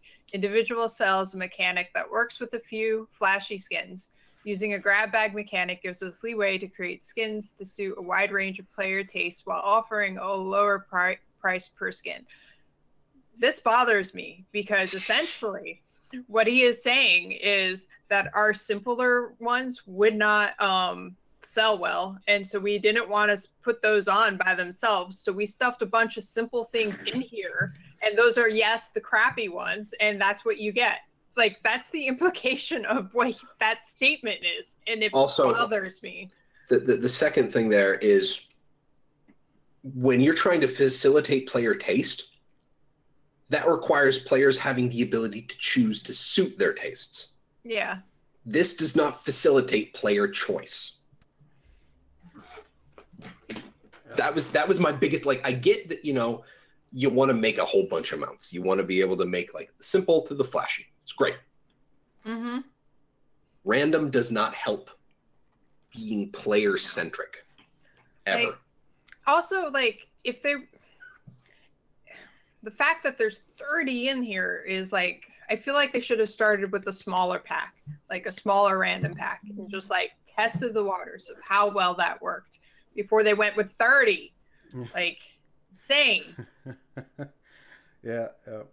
And a lot of people have brought up the fact that there's cosmetics. You don't have to buy them, but Fashion Wars is kind of part of the game. That's what they've been sustaining the game off of, is fashion. Well, that's what I was saying. That's where they make their money, off the cosmetics. That's what it's been for a long time, and I'm fine with that. It's much better than making your money off of selling power in the cash store. That's awful. Like, it's just I don't know. It's frustrating. Yeah. I feel like they went a little too far too quickly. Is basically my my thought there. Yeah. And we didn't really touch on it just yet because we wanted to incorporate the Reforged Jackal mount as well. But a lot of people have talked about using gold to gems in order to get some of the mounts or the mounts that you want up to like a certain extent. So what are your guys' thoughts on that? Well, that's great for the first bunch of people to do it, but it gets progressively worse and worse and worse and worse. Like, yeah. Yeah. It's a player-driven market. The more people buy gems with gold, the more expensive each gem gets. And the only thing that drives that price back down is when people buy gems for money. Yep. So it's not an infinite thing. And the thing is, I'm talking about within the Guild Wars 2 economy. So when we looked at glider skins were anywhere from 400 to 600, and then I think the glider backpack combos went. There was one that was 800, but I can't remember for sure. Yeah, so let's say 400 to 800. So I kind of figured, and everybody is when glider skins started coming out, and then when we started thinking about mounts, we kind of figured that it would be done the same way. Is that we would see 400 to 800 gem skins. Mm-hmm. The pricing in Guild Wars 2 for the gem store already takes into account the amount of people that convert gold to gems. They have to, because they put the system in the game. Yeah. Like, that's part of their marketing department anyway. They know it takes place. Their prices already reflect that for them to make money. The system here is that it's kind of out of whack with how they've been showing this. So something has changed. Either they're not making enough money off of the stuff, and we don't know why, or that they're being told they need to make more money. And again, that's speculation as well, because we don't know what their relationship with NCSoft is, or their financials. Mm-hmm. So, and it's one of those things where it's like, yeah, there is gold to gems, but they already know that. These prices take that into account. Yeah. It's not like you can buy it's expensive. I think when I was watching people do videos on it, it was 130 gold for 400 gems. Mm-hmm. And I'm pretty sure the price has been all over the place now that people have been trying to do this. And then you've got people liquidating their accounts to get the mounts they want. Yep. So the gambling problem doesn't exist just with, you spending money and putting your credit card in. You've got people destroying their account value by selling stuff out of their material storage for a skin because it's random. Considered it's better than with real money, but still it's not a good thing. Crazy. Yeah, one thing I wanted to talk about with the gold to gems conversion, and you could buy your mounts. I know like people who have like 30k gems and things like that, but honestly, this system really is aimed at people to actually buy gems, not necessarily for you guys who have the disposable in-game gold income. Yep. Yeah. Well, also Bjorn Rucker, I can't really see it. It's a light color on my screen. We call him Bjorn. Okay, Bjorn. He brought up the whole like voting with your wallet thing, and I was talking to the Age about this in the before show, but it's going to drive me crazy. But I still can't remember the indie dev's name. But recently, this week, unrelated to this, he tweeted, and he said that if you vote with your wallet by not buying something from a game because you don't support it, and the game persists in doing that thing, then it is time for you to realize that you are not the targeted demographic and it's not going to change. And that's just how it is. And he's right. Like, literally, he's right. And that's what I was kind of hitting at when I was saying that, people are raising a fuss, and ArenaNet has said that they're not going to change it. So to me, that says that they are making at least as much as what they expected to, or more. So I understand having an issue with it, but at the same time, they're hitting the people that they're targeting with it. And so it's like I said earlier, systems like this require a very small success audience to be successful for a company. Yeah. Yep. For me personally, when it comes to the gem store, I will buy something if I like it, or if I don't like it, or if I don't like how it's presented to me, I just won't buy it. It's just as simple for me. So in this case, I don't like the RNG aspect of me buying a plethora of things that I don't want for something I do want. and that's my personal opinion. Everyone else can have their own. It's fine. So if they would introduce a mount skin in the gem store that I actually liked, then, and if I had the money, I would buy it. I'm a simple person. That's just how I am. I totally forgot. I didn't have any time before the show to get the numbers for the poll that I've been championing on the official forums. Oh, yeah. Okay, so just quick to go over this. I've been tweeting about it constantly for the past week after this came out. Someone on the official forums by the name of Keldorn did a poll, and the question on this is, the options are, I'm fine with the current state, both RNG and price. Price is fine, but I don't like the RNG aspect. RNG is fine, but the price is too high. Price should be lowered and RNG removed. I don't care or buy skins at all. So there are 5 options. Of the 2,340 people that voted here, 3%, 84 people say they don't care. So we can kind of disregard them because they just don't care about it, which is a shockingly low number of people. I know that they're the only problem is the official forums are, it's kind of split between the official forums and Reddit, and I don't know if this got cross-posted to Reddit, and I don't know enough about Reddit to know about the rules for doing that, so I didn't do it. But the price is fine, but I don't like the RNG was 64% of the vote. Yep. Since these choices are binary, i.e. they have choice A and choice B, and they toggle between the various states, people saying the price is fine were 70%. So option A and option B added together. People saying that they didn't like the RNG was 64 plus 19, brain fart, 83% of the people voting on this poll don't like the RNG. Yep.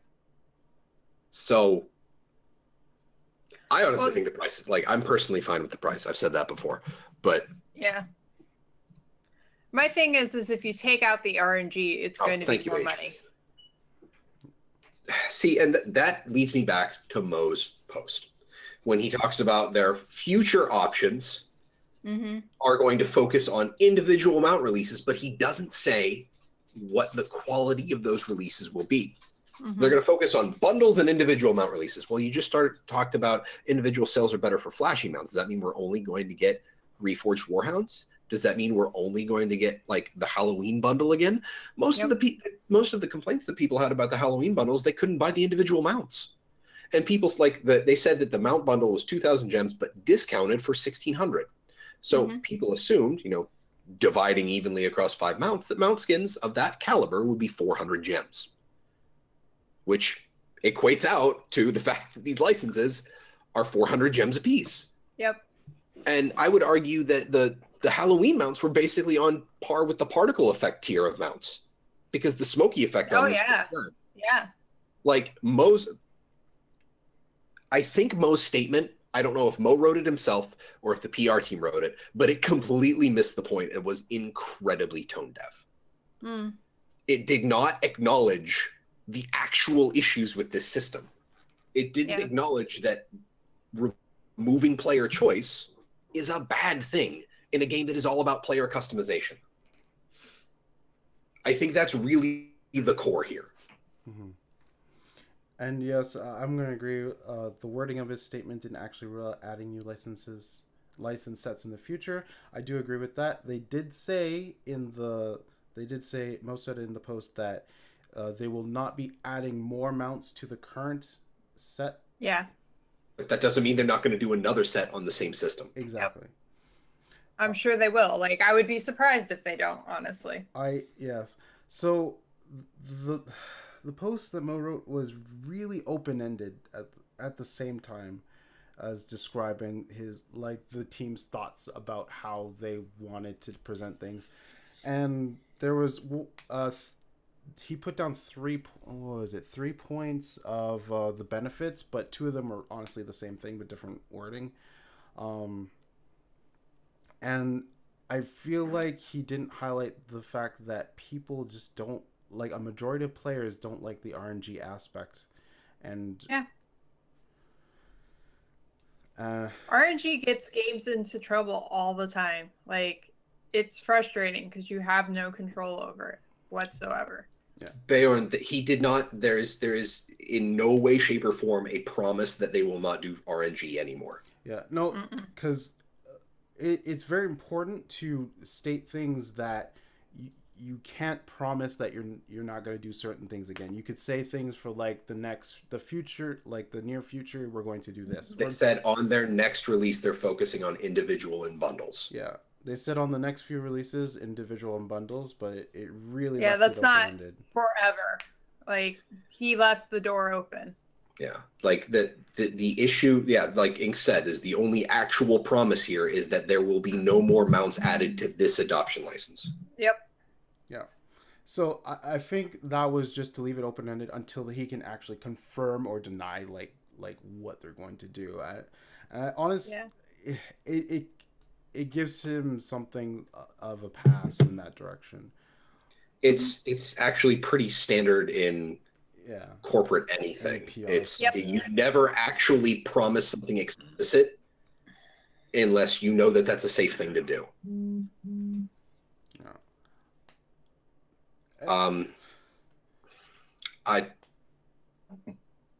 But yeah, I can't.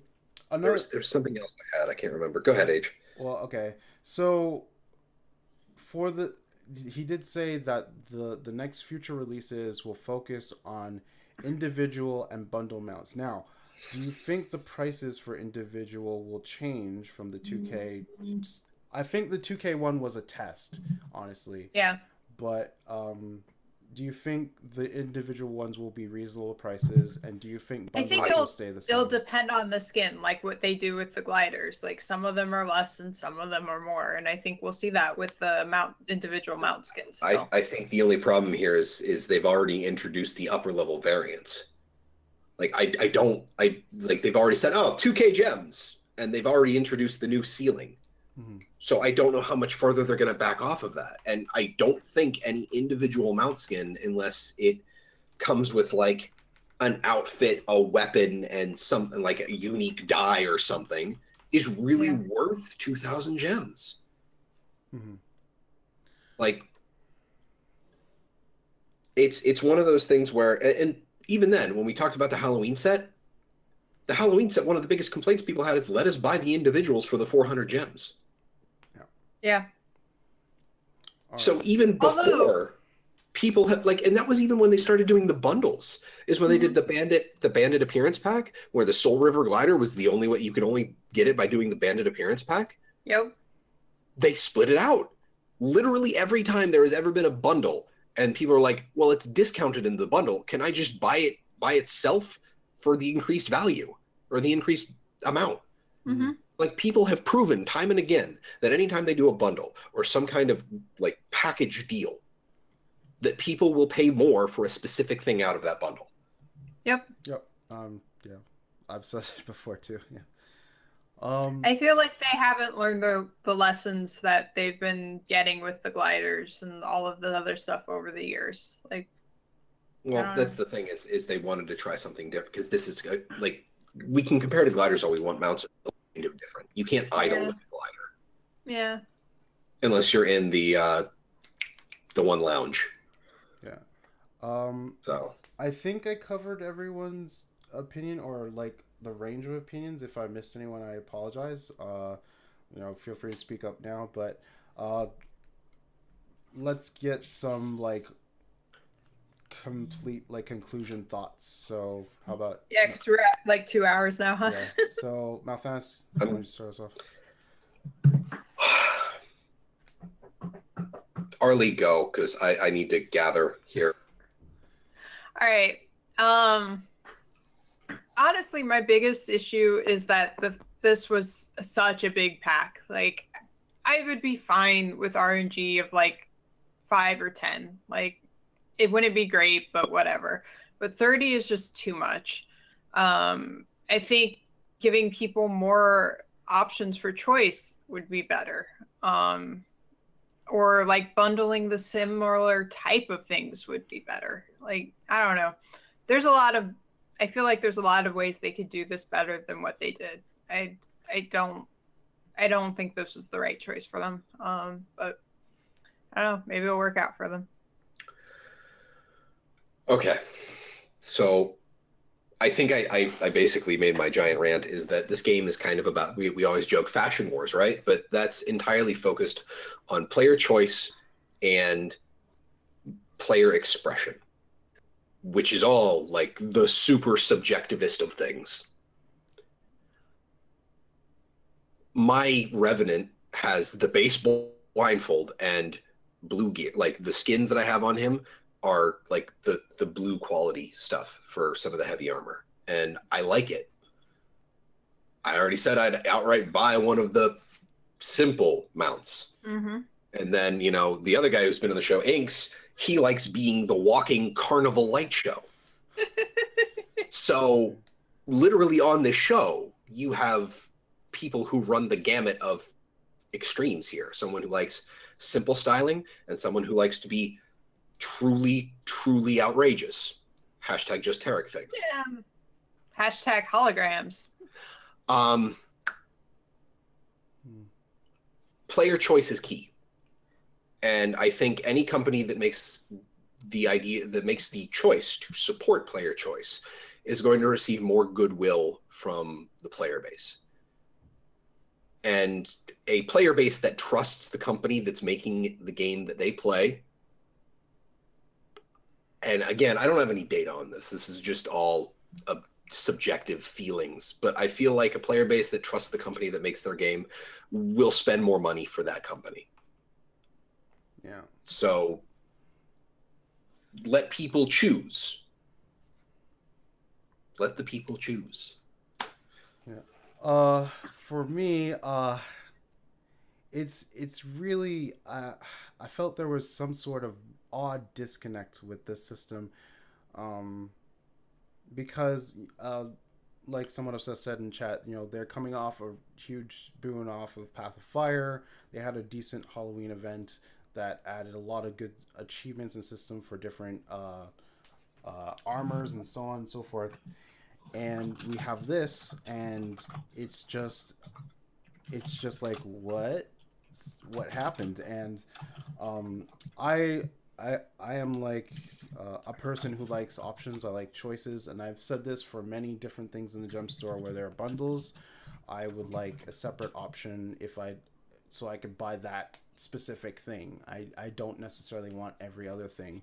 This is kind of adding on to like a worse thing for me personally, because it is RNGing for more items that I could potentially not want for something that I do want, and I don't agree with that. Hopefully, I would say if you really want to solve this solution, have the same things that you put in before, but also add individual options as well. I know the gem store has a finite amount of space for some weird reason, I don't know why, but you would have to add more space in order to incorporate this ideal. You would swap out things so, you know, mount skins could be more lucrative or elusive to get. But yeah, Matthias, you have something to add? The improved, or whatever you would want to call it, mount adoption license that would let you pick one. That way it's only one item on the gem store. Or that works out perfectly as well. A choosy box for mount skins. But yeah, I think that covers it for this week. We might talk about it a bit more next week if some things come up. We'll carry this conversation into after show for sure for a little bit. But we're gonna just wrap up here for the official show. So, Jim, where can you be found? I can be found on Twitter at MouthAnisMMO. You can also find me here on twitch.tv/TalkingSkrit every Wednesday night at 7 p.m. Eastern Standard Time, where I rant about ranked queues and also play PvP sometimes when, you know, the queues actually pop, and then hopefully the matches are decent. So hope to see you there. There you go. And Robin, where can you be found? At Arlie82 on Twitter and on MMORly.com and MMORPG.com. Yay. There you go. And you can find me on Twitch, Twitter, and YouTube at Age Night Road. I'm just streaming stuff, so I'm gonna have a video, personal video about the mount thing, up by tomorrow, hopefully.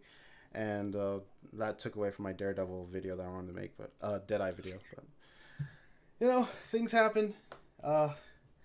Life happens. And feel free to join us for after show. If you don't watch the show live, you probably should. And if you have the time, we have the show on Saturdays at 4 p.m. Eastern, 1 p.m. Pacific. And if you can't catch the live shows, feel free to watch us on YouTube. We put up the show the day after on Sunday at noon Eastern, 9 a.m. Pacific. We have a Discord server. Feel free to check it out. The link is down below in our Twitch channel or in the YouTube description. And we would like to thank the hosts for this week. We have the Shadow of the Dragon podcast. We have Jeb Cool, Aura Peachy, that Chevron, Moonkiller, NV, Katsuki, Serene Virus, and Sundora. So, from all of us, thank you for watching, and have a good weekend, guys. Take care.